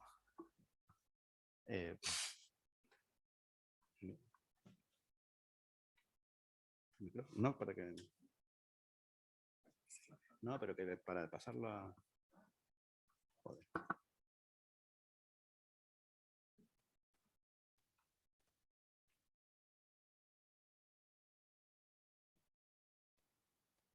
Bueno.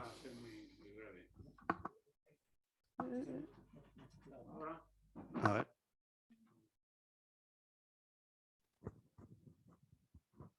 Bueno, decía que voy a ser muy breve. Primero, felicitar a don Antonio por esta magnífica conferencia, que a mí, voy a llevar un poco el ascua a mi sardina, me ha despertado una serie de emociones y vivencias de cuando era niño y de los años 40, en que asistimos ahora a una Portugal y España que no tiene nada que ver con la de mi época. Yo nací en pleno Andévalo, en la mismísima frontera, donde Portugal y España eran dos mundos distintos. Había un cuerpo que se llamaba de los contrabandistas que pasaban de pana y otros tejidos a Portugal, y de Portugal se traía café. Había que atravesar además dos fronteras. La separación de España y Portugal era un subafluente del Guadiana, el Malagón. En la parte de España estaban los carabineros y en la parte de Portugal estaban los guardiñas. Los guardiñas. Y entonces aquello era muy complejo. Hubo verdaderos problemas entre los contrabandistas para atravesar primero a los carabineros y después después a los guardiñas. Y ahora las cosas afortunadamente han cambiado. Ahora entre España y Portugal hay una hermosa carretera atravesando ya el Andévalo. Hay una orografía incluso igual. De manera que cuando pasa uno a Portugal es la misma orografía que existe en el Andévalo. Y ahora hay una hermosa carretera que se da uno cuenta cuando llega a Portugal por el móvil, que estamos en Portugal. Y nada más. Y muchas gracias, don Antonio, por esta magnífica conferencia. Creo que por ahí, por detrás hay alguna otra pregunta. No sé si... A ver si podéis pasarle el teléfono.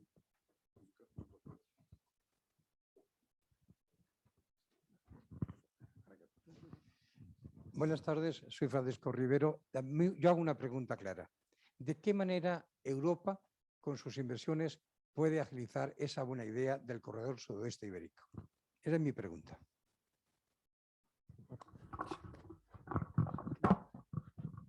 Es muy fácil, exigiendo el cumplimiento del dinero que ha sido entregado para ese fin.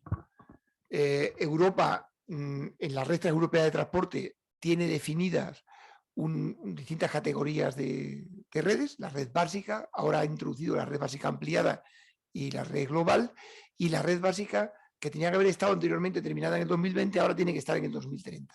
En el 2030 tiene que estar terminada, y por eso lo está exigiendo. O sea, tanto la actual comisaria de transporte como la anterior comisaria de transporte, pues se refirieron a esta línea en concreto diciendo que no tenía justificación los retrasos.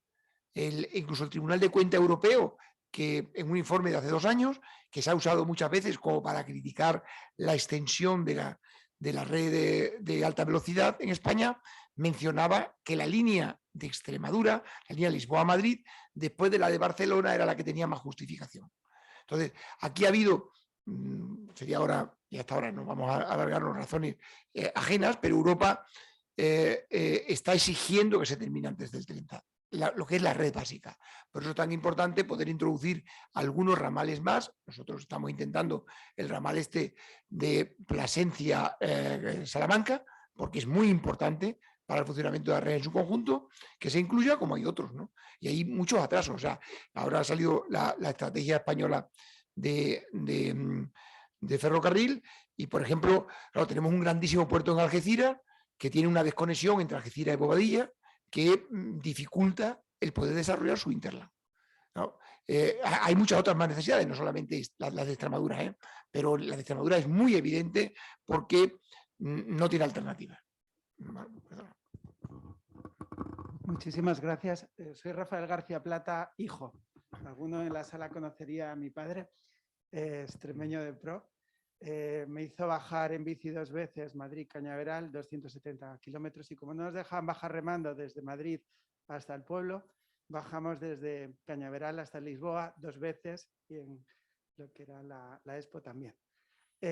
No, simplemente comentar que ahora mismo yo trabajo con empresas privadas tipo Vodafone, PlayStation. Estamos comentando que ellos están buscando ideas originales que tengan mucho sentido y donde se conjugue sostenibilidad, digitalización y movilidad. Entonces, yo quería saber cómo estáis captando, porque ellos están buscando ideas como las vuestras. Ellos me decían, Rafa, es que es tan difícil encontrar buenas ideas y buenos proyectos. Entonces, me gustaría saber cómo estáis acercando ese diálogo con estas empresas que están deseando, porque además están muy hermanadas.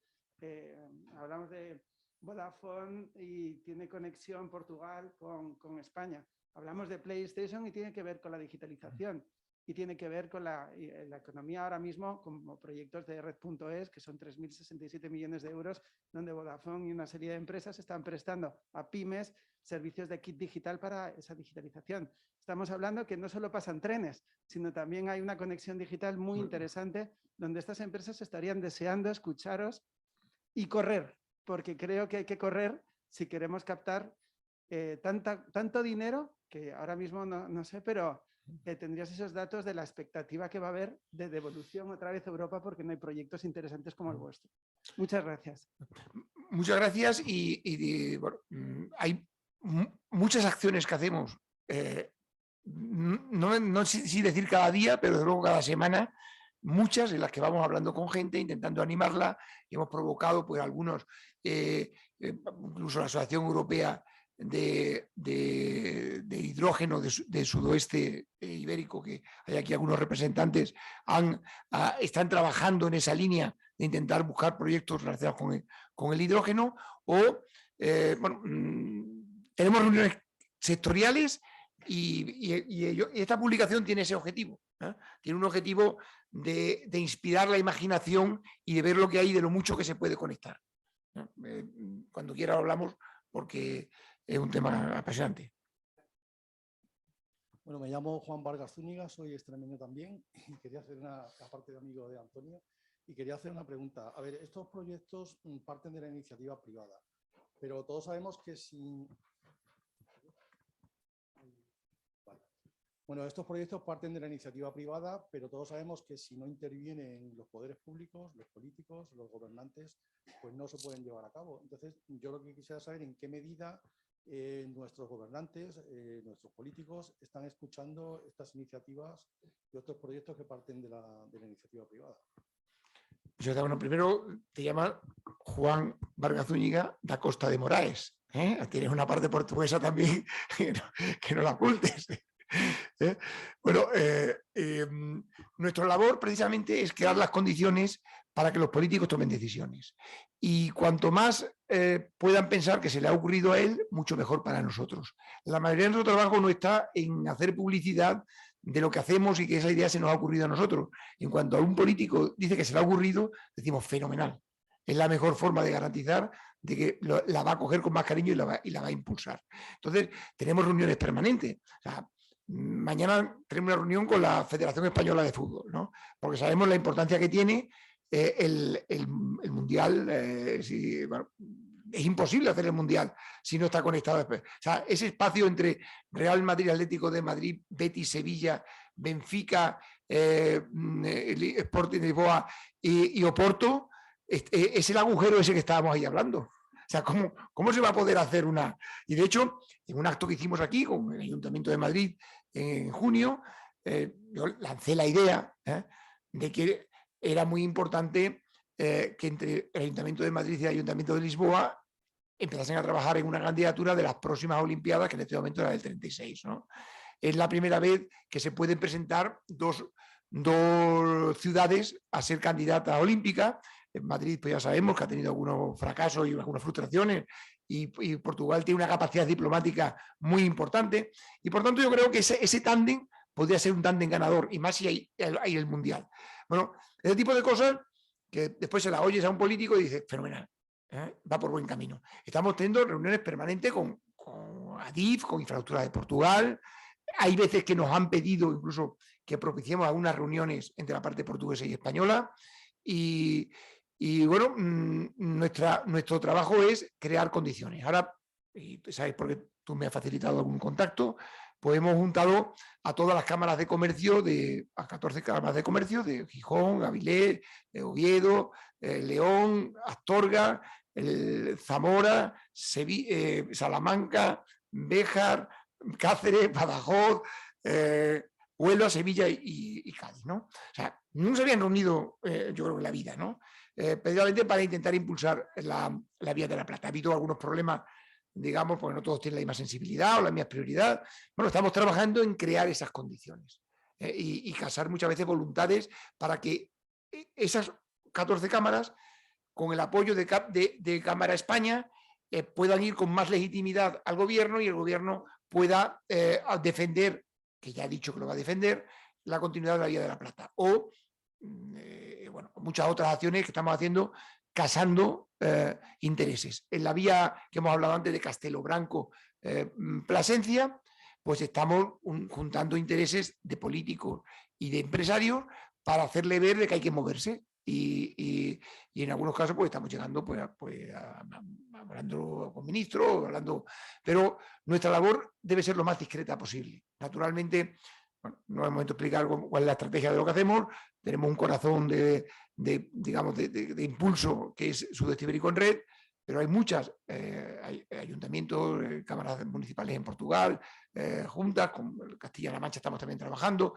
A veces hemos presentado alegaciones casi de consenso en algunos estudios informativos y bueno, esa es nuestra labor. Nosotros no vamos a decidir, pero tenemos que conseguir y que Europa, además, la labor de los europarlamentarios es muy importante porque tienen peso en Europa, ¿no? Entonces ahora, con esto, la revisión que hay de la Red Europea de Transporte, pues vamos a hacer un acto en Salamanca en que se va a firmar, tenemos reuniones con europarlamentarios y esperamos también tenerla con el gobierno. ¿Alguna pregunta más? Por allí al fondo.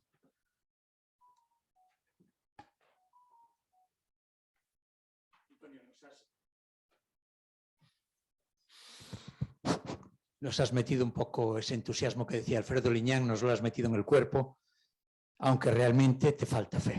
Afortunadamente te falta fe, y no lo digo con carácter peyorativo, porque si tuvieses fe no te movías, ya te habías convertido en un conformista. Me gustó mucho tu conferencia. Antonio, del sector turístico, segmento turístico, ¿te atreverías a evaluar la importancia que puede, digamos, tener en todo este cómputo de territorio? Y después, al mismo tiempo, ¿qué ayuda estás recibiendo? ¿Qué apoyo estás recibiendo? ¿Qué medidas, cómo te está apoyando el sector turístico? El sector turístico completo, no solamente hotelero, sino agentes de viajes, monumental, etcétera, etcétera. O sea, todo ello. Gracias. Bueno, antes Alfredo ha dicho que soy incansable al desaliento. Yo creo que ya vengo duchado de frustraciones y he tenido muchas frustraciones de personas que esperaban que podían tener podían coger esta bandera y usarla y se la poníamos a su disposición. De momento hemos tenido poco éxito de atención por parte de responsables. Pequeños ayuntamientos sí, nos han colaborado, gente como Paco, que es un periodista turístico, pues ha hecho una gran difusión también en medios turísticos y así pues otras personas que nos van atendiendo y vamos difundiendo. Esto no se improvisa de la noche a la mañana. O sea, el corredor mediterráneo es una idea que nace de Juan Villalonga en 1917.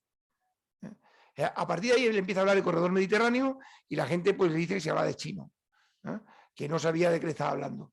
Hay un momento clave que es cuando se deciden las infraestructuras del 2004, la Red Europea de Transporte del 2004, que se queda injustamente e impensablemente el corredor mediterráneo fuera y se movilizan y con mucho dinero, primero público desde el Consorcio de la Zona Franca y después desde Valencia, pues desde lo que se llama AVI, la Asociación Valenciana de Empresarios, ¿no?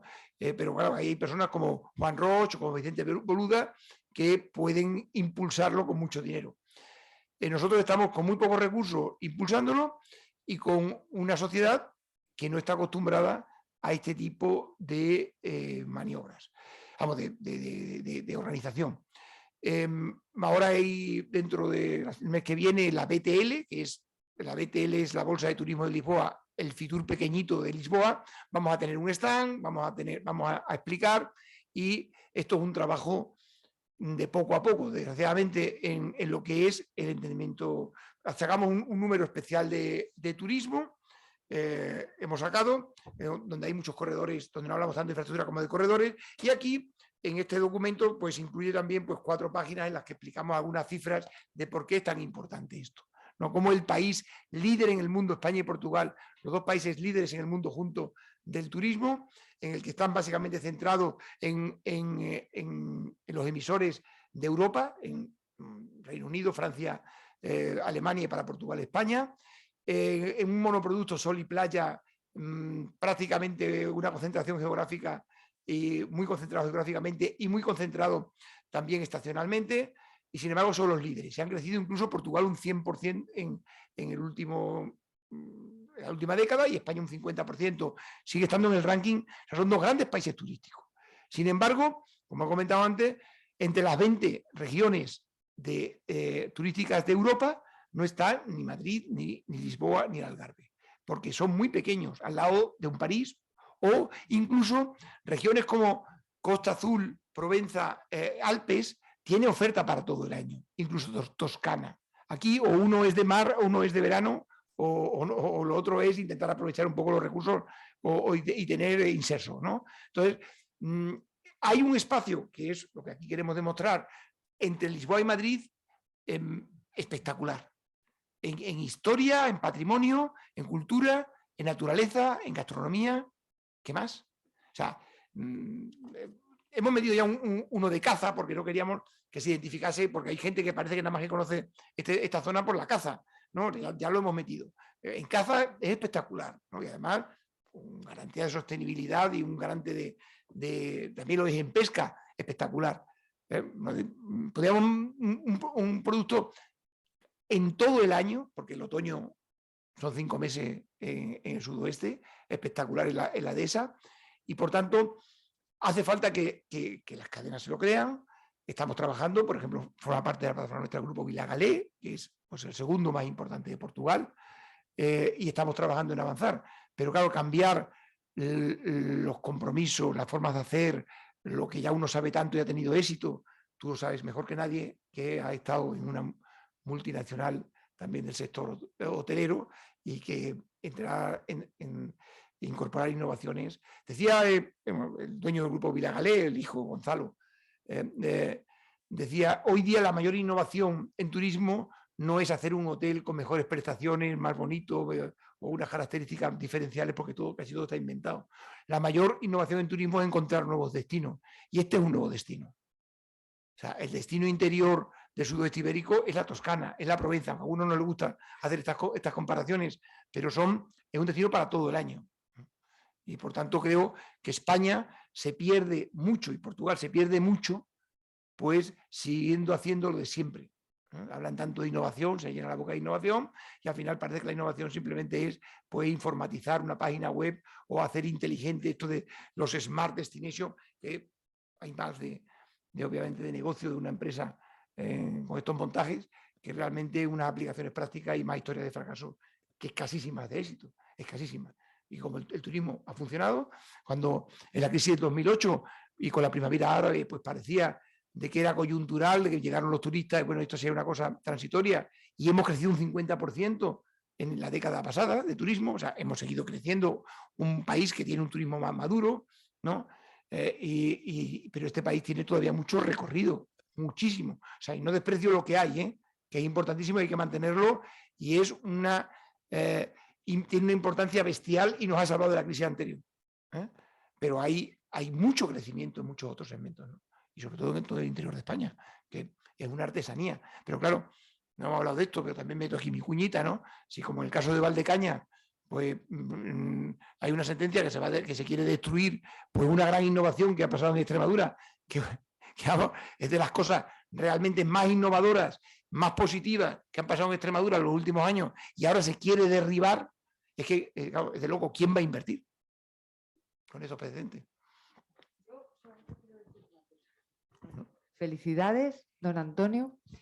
Y yo quería decir que termino, o sea, he venido ahí un poco reticente porque me parece la historia interminable, lo del tren en Extremadura. Yo también soy extremeña, aunque llevo muchos años en Madrid. Le decía antes al señor Liñán que mi abuelo falleció con la pena esta de que estábamos siempre aislados y que esto nunca iba a terminar. Y me voy con algo muy positivo porque yo creo que la frase que saco de aquí es que bendita Europa, porque yo creo que estamos en un momento muy crucial y que si lo sabemos aprovechar, después de luchar tanto con lo que hablábamos antes de los gobernantes que hemos tenido en España, que siempre nos han tenido aislados, a los extremeños, yo creo que ahora es bendita Europa. Creo que lo que decía Rafael también es muy importante, que a veces se hacen cosas y hay que estar en el punto preciso para unir gente que quiera ayudar y gente que tiene mucho que aportar, y yo creo que estas reuniones pues sirven porque es verdad que muchas veces las grandes empresas, aunque parezca mentira, no encuentran un proyecto de este calibre y muchas veces hay que estar justo en el momento preciso, en el sitio adecuado, y va a ser lo que va a cambiar la historia de Extremadura. Estoy convencida de ello. Gracias. Pepe quería...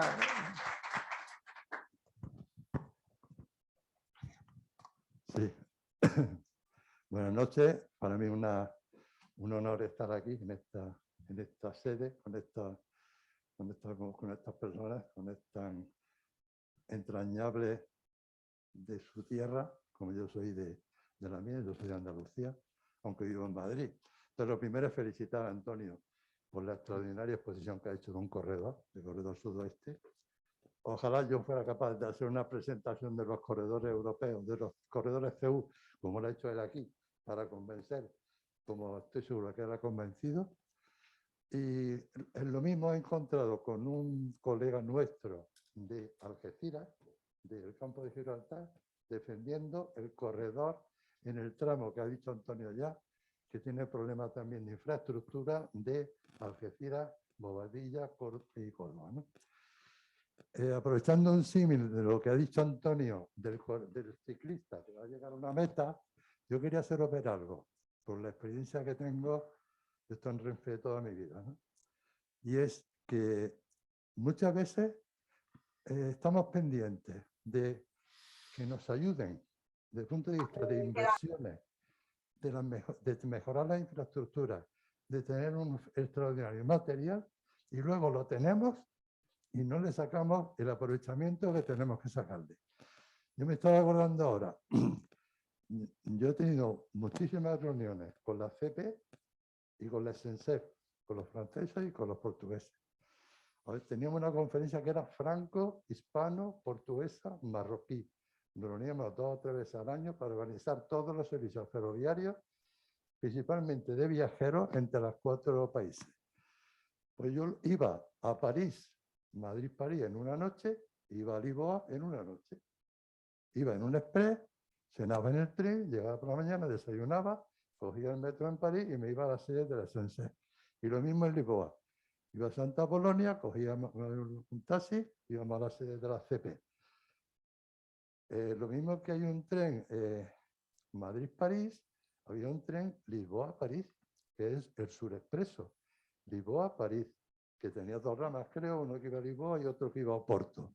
O sea, con estas infraestructuras que tenemos actualmente, las hemos aprovechado y hemos dado un buen servicio. Entonces, para mí, el tema que decía Antonio del símil de ciclista no solo es mirar para abajo, sino aprovechar lo que tenemos ahora, no esperar 10 años a la ayuda europea para mejorar y para llevar adelante lo que queremos llevar. Entonces, para mí hay 2 planes principales: organización y gestión. Aquí sabemos hacer grandes infraestructuras, tenemos los mejores profesionales para construir mejor material, tenemos los mejores trenes, pero luego están mucho más aprovechados esos trenes en otros países con peor material y peores infraestructuras que los nuestros. Nos falta gestión, nos falta organización. Y esto es lo que nosotros en la alianza que queremos, que se va a convertir en una asociación, queremos todos estos corredores que se están creando, potenciando, ponerlos en marcha y aprovecharlos. Para lo cual, como ha dicho Salvador, el decano del Colegio de Aragón, tenemos en la asociación alianzas de operadores, de cargadores, de fabricantes de material, cámaras de comercio, colegio de ingenieros, o sea, todos los actores social, todos los actores civiles, toda la sociedad civil que puede ocuparse de poner en marcha esto. De modo que fenomenal lo que dispongamos de buena infraestructura, fenomenal las ayudas que se consigan de Bruselas, que es una de las misiones de nuestra alianza, de la del sudoeste, y la de Andalucía, se llama Andalucía Bay, que creo que van a ir a Bruselas, que está muy bien, pero no esperemos que vengan las inversiones y al año 30 o al año 40. Bueno. Yo creo que con lo que tenemos ahora podemos aprovecharlo y mejorar la situación. Gracias. Bueno, creo que con esta reflexión podemos dar por terminado. Antes de terminar el acto, tenemos un pequeño detalle para Antonio. Lo primero, Antonio, si te parece, creo que estás obligado a firmar en el libro de honor de la Matritense. Es un placer. Como ponente en este acto. En el año 40. Nuestro secretario, Julio Real, nos trae este libro que ya de por sí es una joya, ¿eh? Es un libro... Es un libro de los años 40, efectivamente. Sí, lo inauguramos en enero del 40. Bueno, Lo que algunos pasa es que ha habido algunas lagunas y todavía nos quedan páginas. Así que, ¿dónde usted prefiere? Donde resulte más.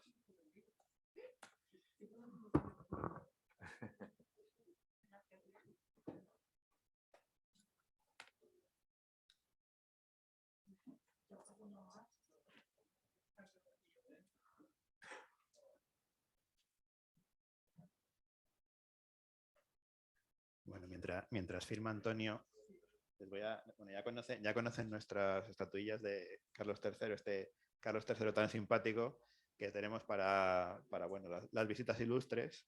Pero les quiero presentar una novedad que tenemos, y es que gracias a la donación de la Imprenta Municipal de Madrid podemos hacer obsequio a nuestros ponentes de una serie de libros de un valor destacado, como por ejemplo Planos de Madrid de los siglos XVII y XVIII de Miguel Molina Campuzano.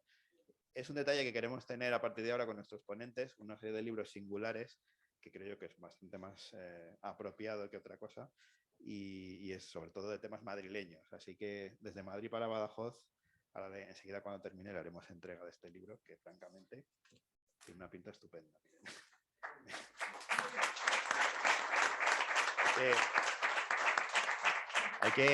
Tenemos que agradecerle a la Imprenta Municipal de Madrid que nos ha hecho una generosa donación de una serie de libros. Bueno, hay auténticas joyas. Si tienen ocasión. Sí, la verdad es que pesa. Son joyas, pero muy pesadas, efectivamente. Esto de que el saber no ocupa lugar, en fin.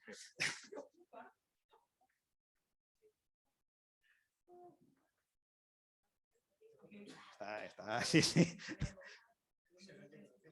Madre mía. Para la posteridad. Sí, no, quedaba.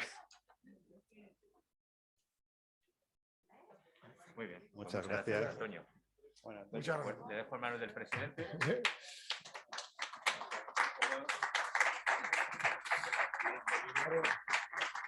Genial.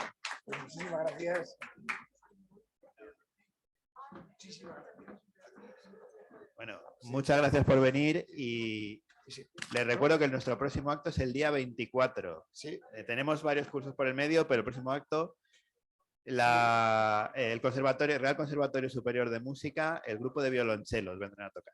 Sí, muchas gracias y hasta pronto. Si alguno quiere hacerse una foto aquí con el de este papel.